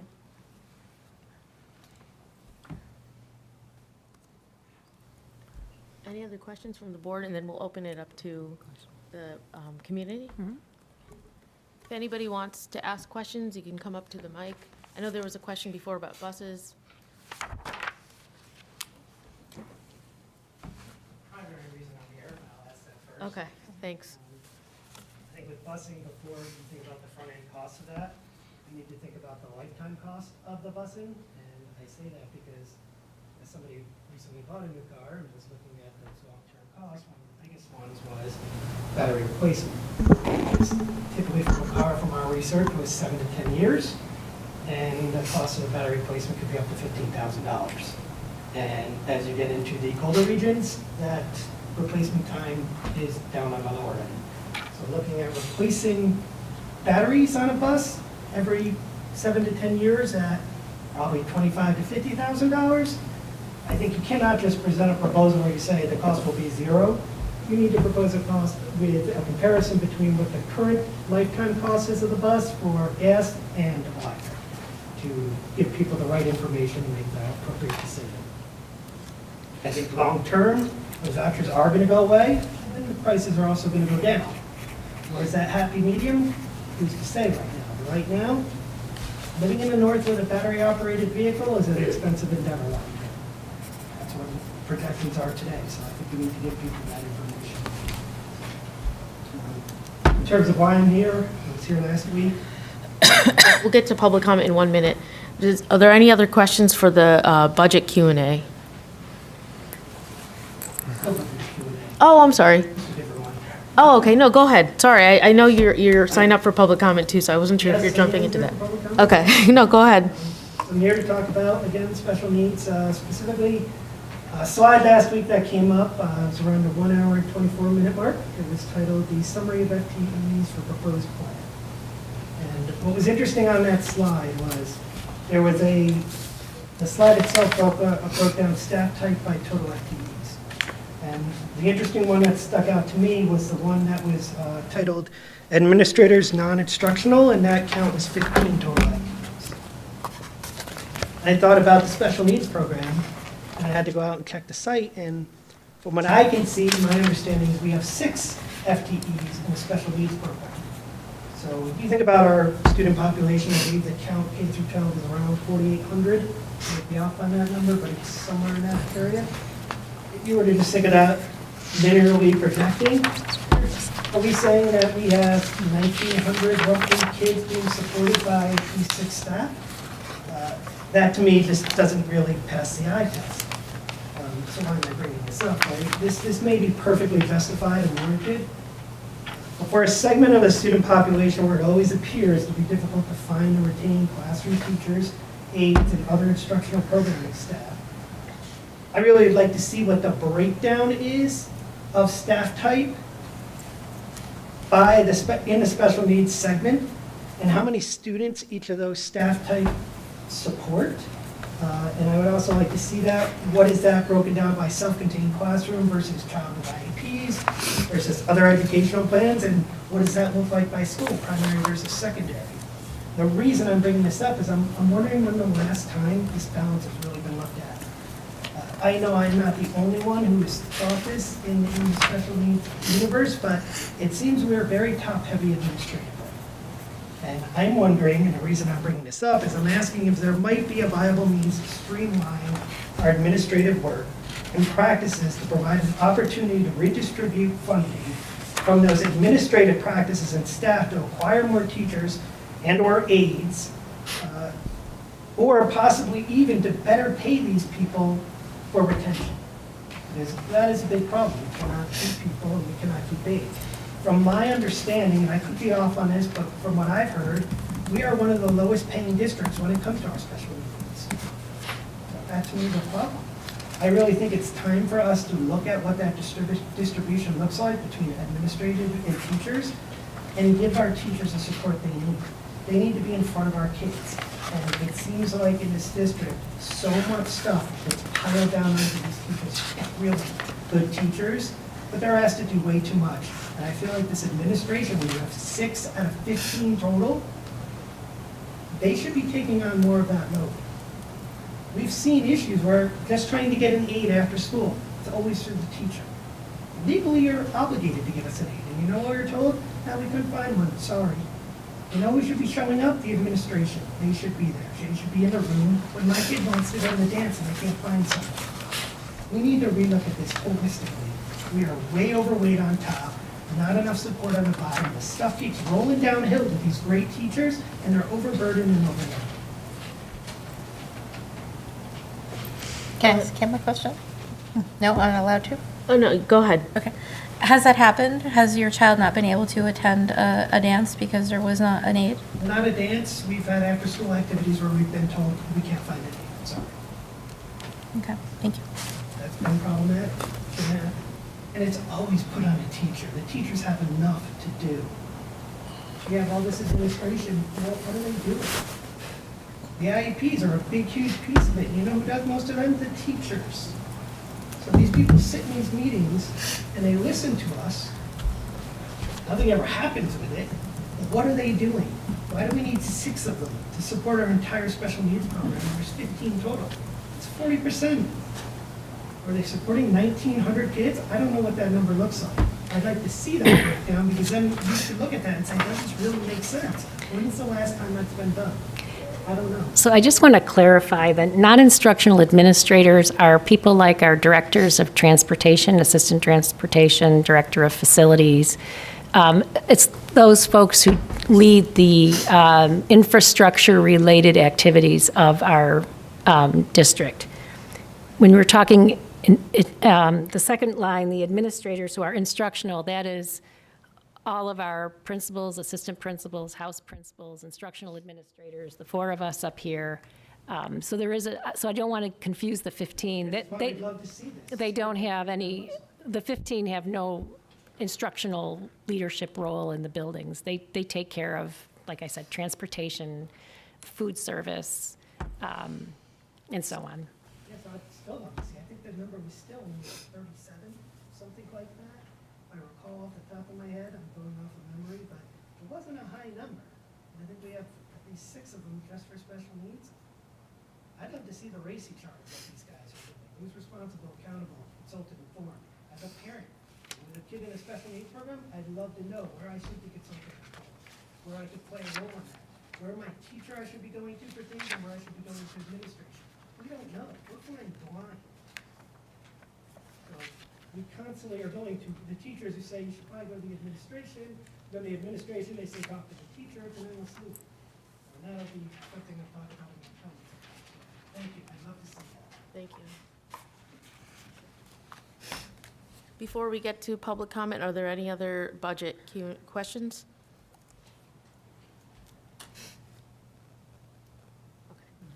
All right, so we'll move on to public comment. We have a few public comments in person, and then we have several that are written in. So I'll start with people here. First, I'll start with Amanda Vogel and Mary Swagerman. If you could come up to the mic.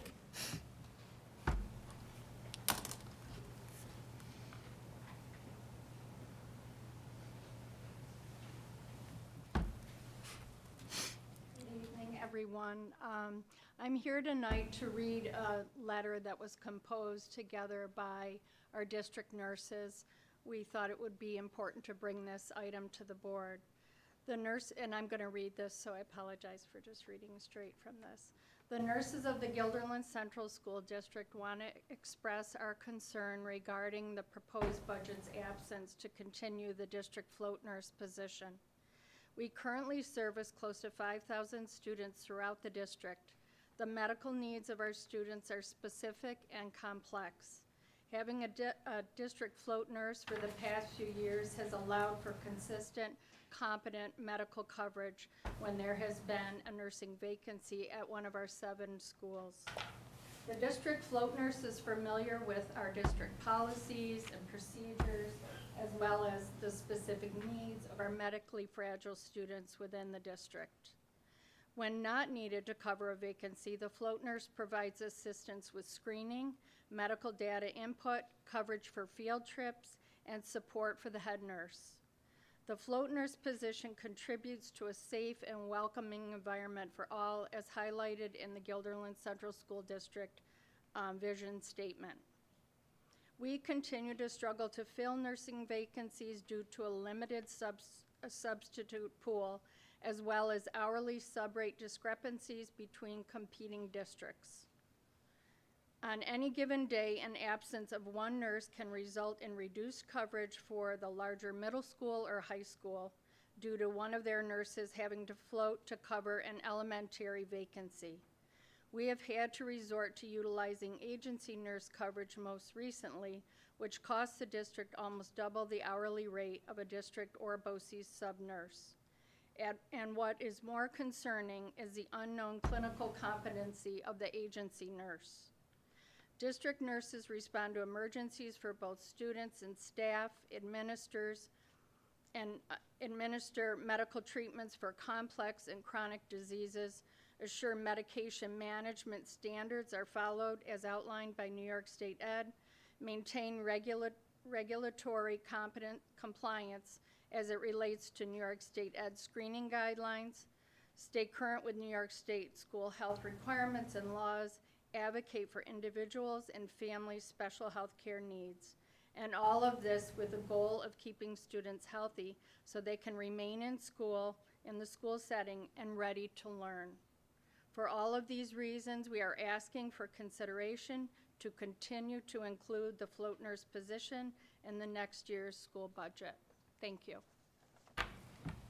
Thank you, Ms. Wagnerman and Ms. Vogel. Next, we have, oh my gosh.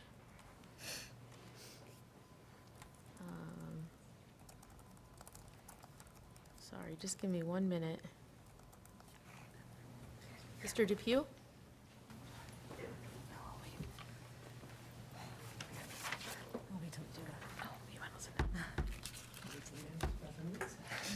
Eric Depew.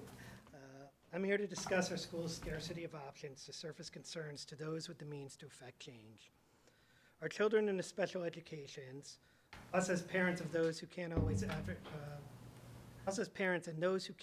advocate for themselves, and the classroom teachers and aides deserve an environment where ideas and opportunities can be shared in an open and transparent forum where all relevant parties can weigh in to drive consensus that foster positive change in programming. As a father of a student in one of our high school's self-contained classrooms, I find our options to engage in dialogue to improve our school's special education program very lacking. In fact, as I believe this board is already aware, we as parents recently reached out to discuss our kids' program with the administration, and we were denied that request flat out. In the past, when we reach out with some of our ideas directly to our children's program teachers, I suggest we bring our concerns directly to the administration, as they typically indicate it will resonate better coming directly from a parent. With the administrators, our requests appear to fall on deaf ears, or they point us back to the teachers, and therefore this is currently leaving us with this nuclear option, which is coming directly to the board so that we can be heard. We need to be heard. We need to give a voice to the people who cannot speak for themselves. So I'm asking this board to implement a publicly accessible feedback mechanism, don't care what it is, where suggestions, ideas, and/or concerns can be voiced anonymously if desired. I think that's key.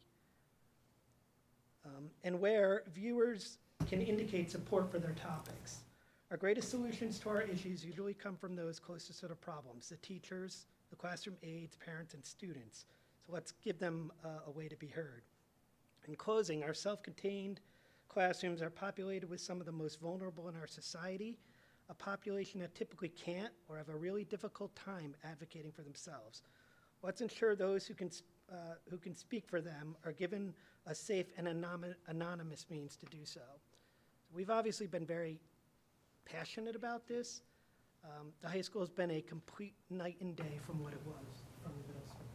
Middle school was a pleasant environment. I think that has a lot to do with that man back there.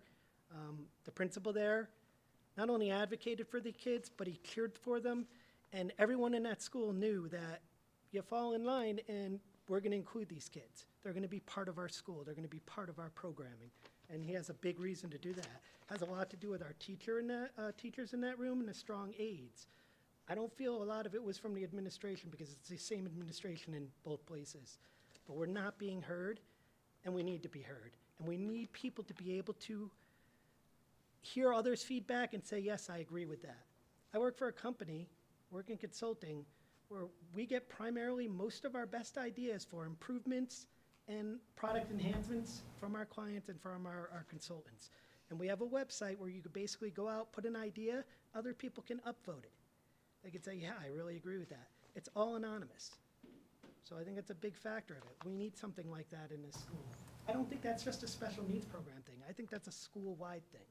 I think that could be very valuable across the entire school. So I ask you to please think about potentially giving us a mechanism for these kids to be heard. Thank you. Thank you, Mr. Depew. We have a few written public comments. The first is from Nancy Marmette. Yeah, thank you. Dear Dr. Wiles, the Board of Ed, Gilderland teachers, administrators, and parents, I had hoped to follow up last week's meeting with talking again tonight. Unfortunately, some family issues have come up and I need to deal with them, so I can't be here with you tonight. I'm very passionate about special ed, really about education in general. What I wanted to try and further explain why I view the special ed program to not be meeting the needs of all of our students. It is very important to have an overarching educational philosophy that impacts all education, and it is important that a program such as special education be consistent and have continuous threads from preschool through age 22. Programs need to be dovetailed into each other, as well as be modified for students that need further modification and individualization. Concerns is the high school programming that gives special ed students coming in of to pass either their life skills or the third or Regents co-teaching. There's a very big divide here between these two programs, and there are ways to be able to have a third option, which would take some of the curriculum being done in Regents, break them up over 2 years, and slow the pace down, as many of the special ed students have processing difficulties. They can learn the curriculum, but they need it. Strategically, option open to both general ed and special ed students. Our special ed students and Regions are having things modified and learning the curriculum for them. It's learning the highlights and not just understanding how the pieces fit together. The students in the coaching classroom are essentially going down to Regions classrooms, where I believe teachers are acting more as assistants and they are co-teachers, and then they have a tutorial which is tantamount to a resource room. Greater than 5 kids regulation would be less for tutorial and teaching assistants.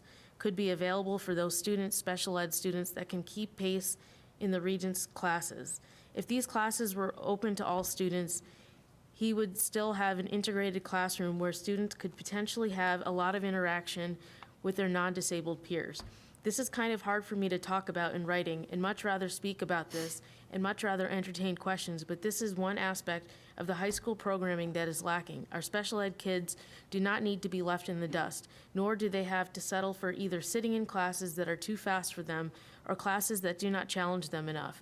Admittedly, I know very little about the School to Work Jobs program in Guilderland, and I'd like to learn more about it. I would like to know more about our special ed students can access the CTE Center and have more meaningful participation in potential vocational and occupational areas of interest. I'm sure if I were there speaking more than 3 minutes, and I would apologize for that. I just feel there's a lot needs to be talked about and brought up in the open, and that a district such as Guilderland can come out of the shadows and really build up some true programs that are not really part of the district at this time. It's really important that the stakeholders, parents, teachers, and administrators and future employers be part of the discussion. She talks about, I do like SEPTA and think that's the special ed PTA, but she's concerned it won't be a productive conversation about programming. One last thought, the districts prior to COVID were somewhere between 12 and 19%. Those are students with disabilities. The sizable population of the district want to have more meaningful education and ready for the world of work or school. Thank you, Nancy Mermet. The next public comment is from Chris, is it Gigante? Gigante, thank you. He writes, hello, I see in the agenda that you're considering an early dismissal for April 8th. I appreciate that consideration, but this does not solve the problem for anyone that wishes to participate in the solar eclipse for totality. This requires traveling west to Buffalo/Rochester or north to the Adirondacks. In the capital region, we are experiencing 97% totality, and although this may seem like an impressive amount of coverage for an eclipse, it is nothing compared to totality. For 97% coverage, one needs to keep eclipse glasses on the entire time. For totality, you can remove the eclipse glasses completely, which cannot be done here. Also, there are significant aspects of the eclipse, diamond ring, Bailey's beads, etc., that are not viewable here. In addition to that, the next total solar eclipse of New York will be May 1st, 2079 at 7 a.m. So for many, this is truly a once-in-a-lifetime event. I would like to suggest that we consider using a snow day on April 8th. Since we have not used any of these this year, we would be in a good position to have the entire day for learning and viewing, especially for those who wish to travel to see totality.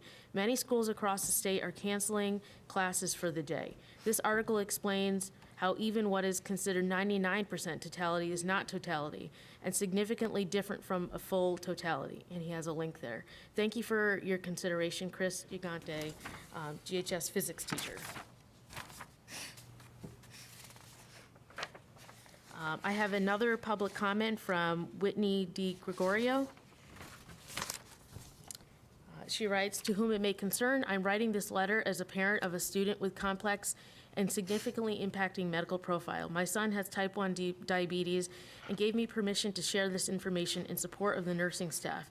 He is one of many students throughout our district with the diagnosis. He was diagnosed as a third grader. As with most things, I had no idea what a challenging journey we were starting. From the moment our son was hospitalized and diagnosed, we have been told this can be a life or death diagnosis. The absolute key element for my son's success has been the school nursing staff. The world of a type 1 diabetic is a shifting one. They need to be monitored and assisted throughout the day, every day.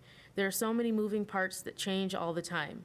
Having a nursing staff that is knowledgeable about the type of equipment, how to adjust the equipment, and the student's medical plan makes my son's life and ability to focus on academics possible.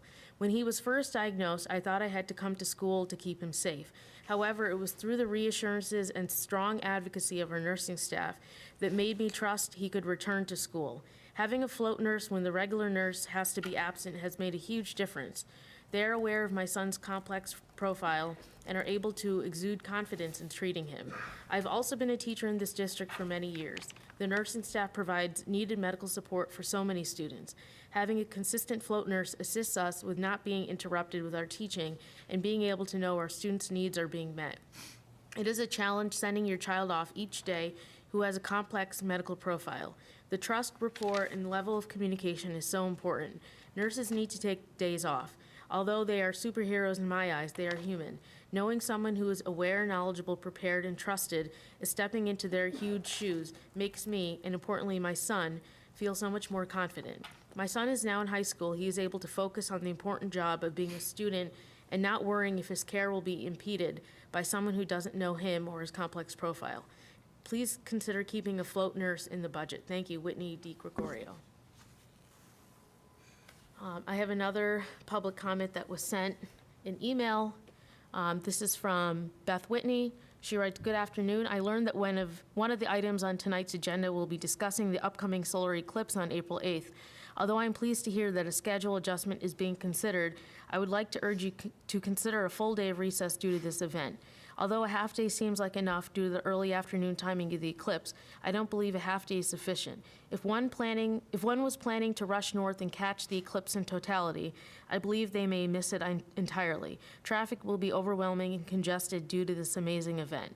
I have attached an article below discussing the reality of traffic jams around solar eclipses as people rush to view. My family from Illinois told me that during the 2017 eclipse, a car ride that would normally take 1.5 hours took 11 hours to complete prior to the eclipse.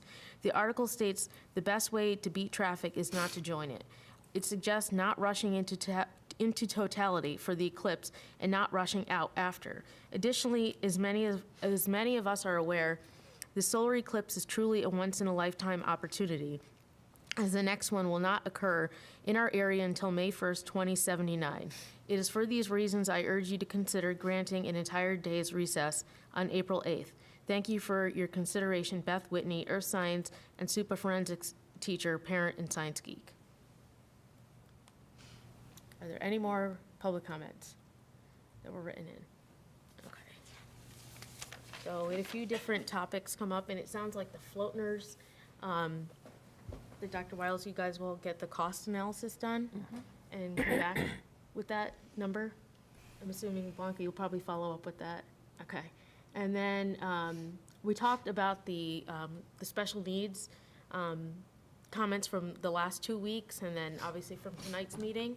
And we asked the district first to have more proactive communication from, right from the district office and from the special ed office in terms of notifying parents who they could talk to when they have questions. And also, from what I understand, and Dr. Wiles, you can second this if you want, Dr. Wiles and the special ed director will be happy to meet with the parents who been speaking at the board meeting and asking for some open ears their suggestions. Yes, we'll be reaching out soon to pull families together to talk with the administrative team. And then about the eclipse, it sounds like it's still up for debate. And so I don't know, Dr. Wiles, if you've probably heard these ideas come up too. I know that the other districts are doing all different sorts of different things in terms of how to address the eclipse that day. Sure, there are a number of districts in the western part of the state and in the Adirondacks that are closing because of the path of the eclipse, the totality of the eclipse. Districts in Capital Region are literally all over the place. Some are just having a regular school day. Some are having a regular school day, but holding the dismissal time of the grade level, or the grade levels who are dismissed at the height of the eclipse, which for us is at 3:36, which would be the middle school dismissal. We talked about that, just having a regular day and holding the middle schoolers till 10:04 or something like that. A number of districts are doing early dismissals, half-days. Some districts have contractual obligations to return unused snow days. Our practice here is to return one unused snow day, which is typically the Friday before Memorial Day. So if we were to contemplate doing it on April 8th, technically it would be in place of the Friday before Memorial Day. The other thing that is unique for Guilderland, we're one of the few districts in this region who also has Wednesday of that week off in observance of Eid.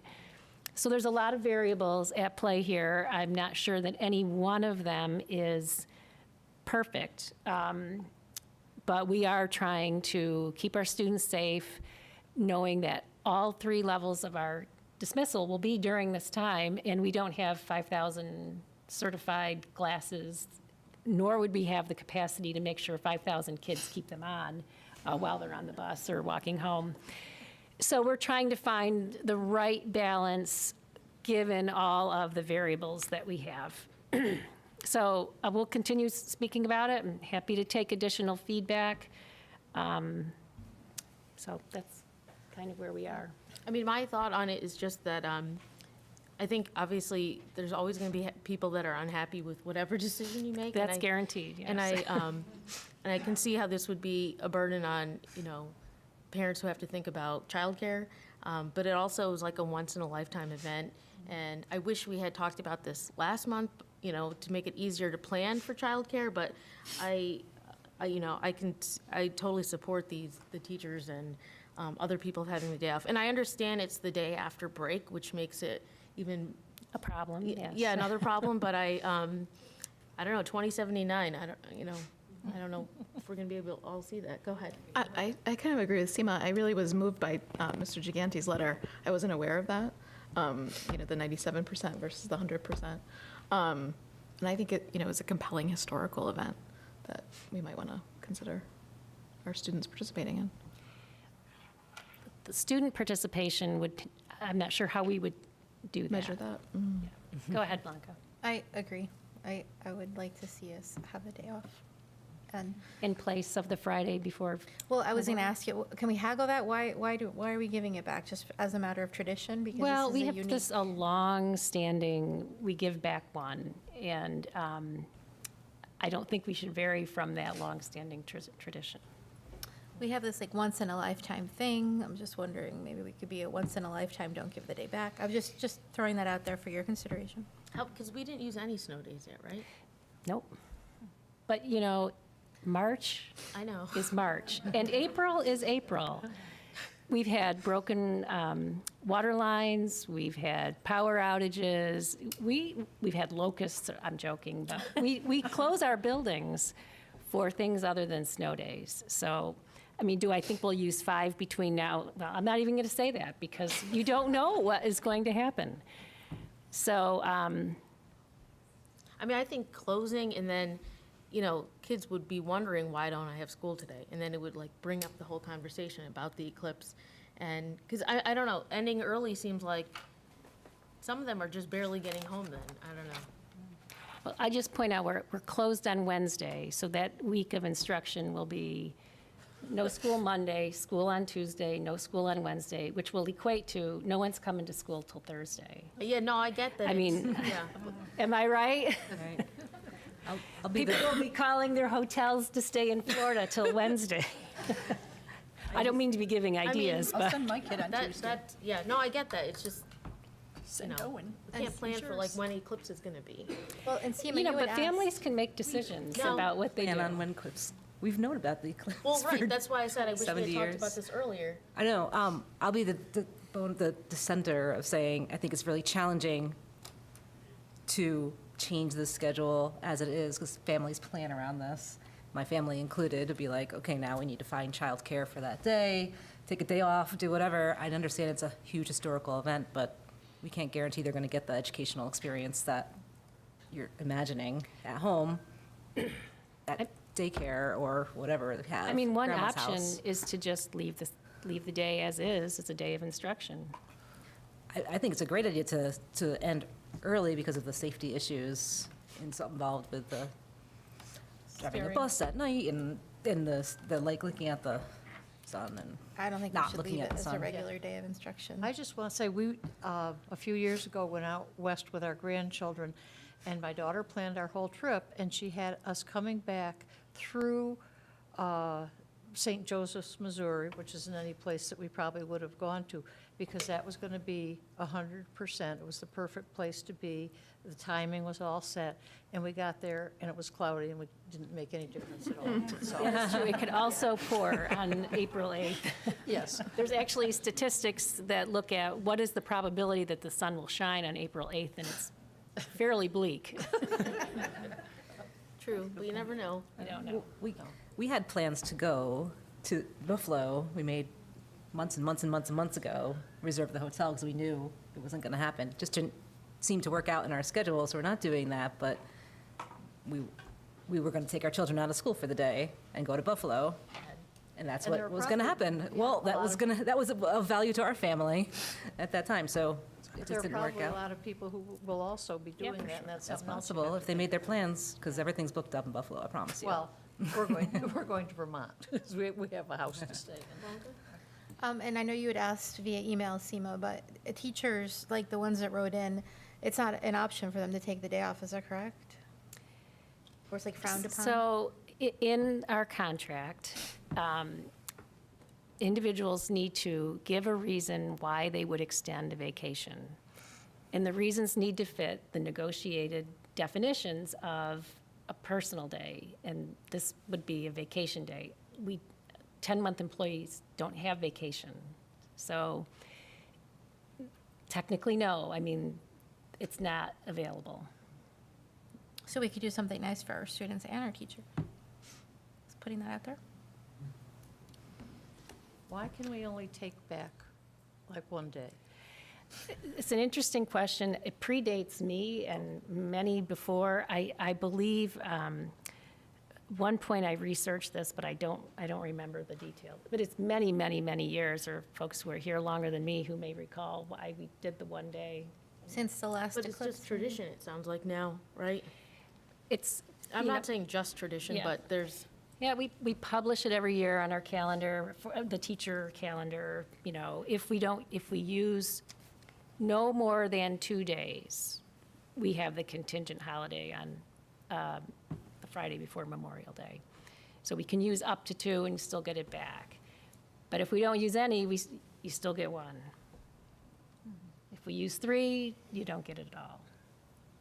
So, I mean, it is possible between now and then that we use 3, I hate to say. I mean, just look at yesterday's weather and the wind and the pine bush circumstances, and I don't know. I hear your comments, and we'll continue to perseverate on it quickly. great, thank you. So, don't think we have board issues, ideas, and sharing, because it's just the budget.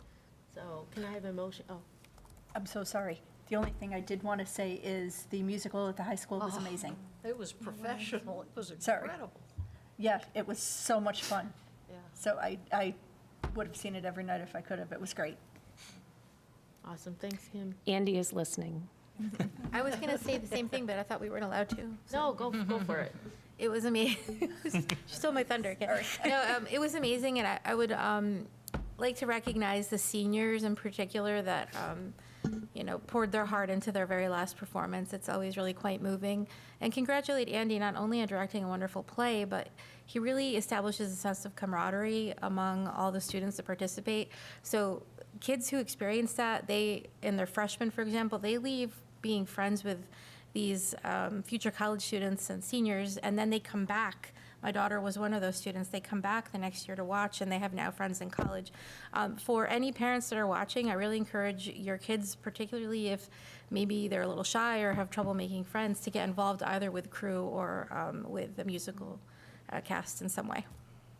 Yeah, and I don't know if we mentioned last week how good the middle school performance was and how they put all the kids on the stage and give them a chance to shine for their parents, if nothing else. So we're really lucky. It was great. Yeah. Great, thank you. Can I have a motion to adjourn? Kim, second Nate, all in favor? Aye. Passes 8-0, thanks, everybody. That was my favorite one, I think, the musical. to the rest Oh, yeah? Oh, my God.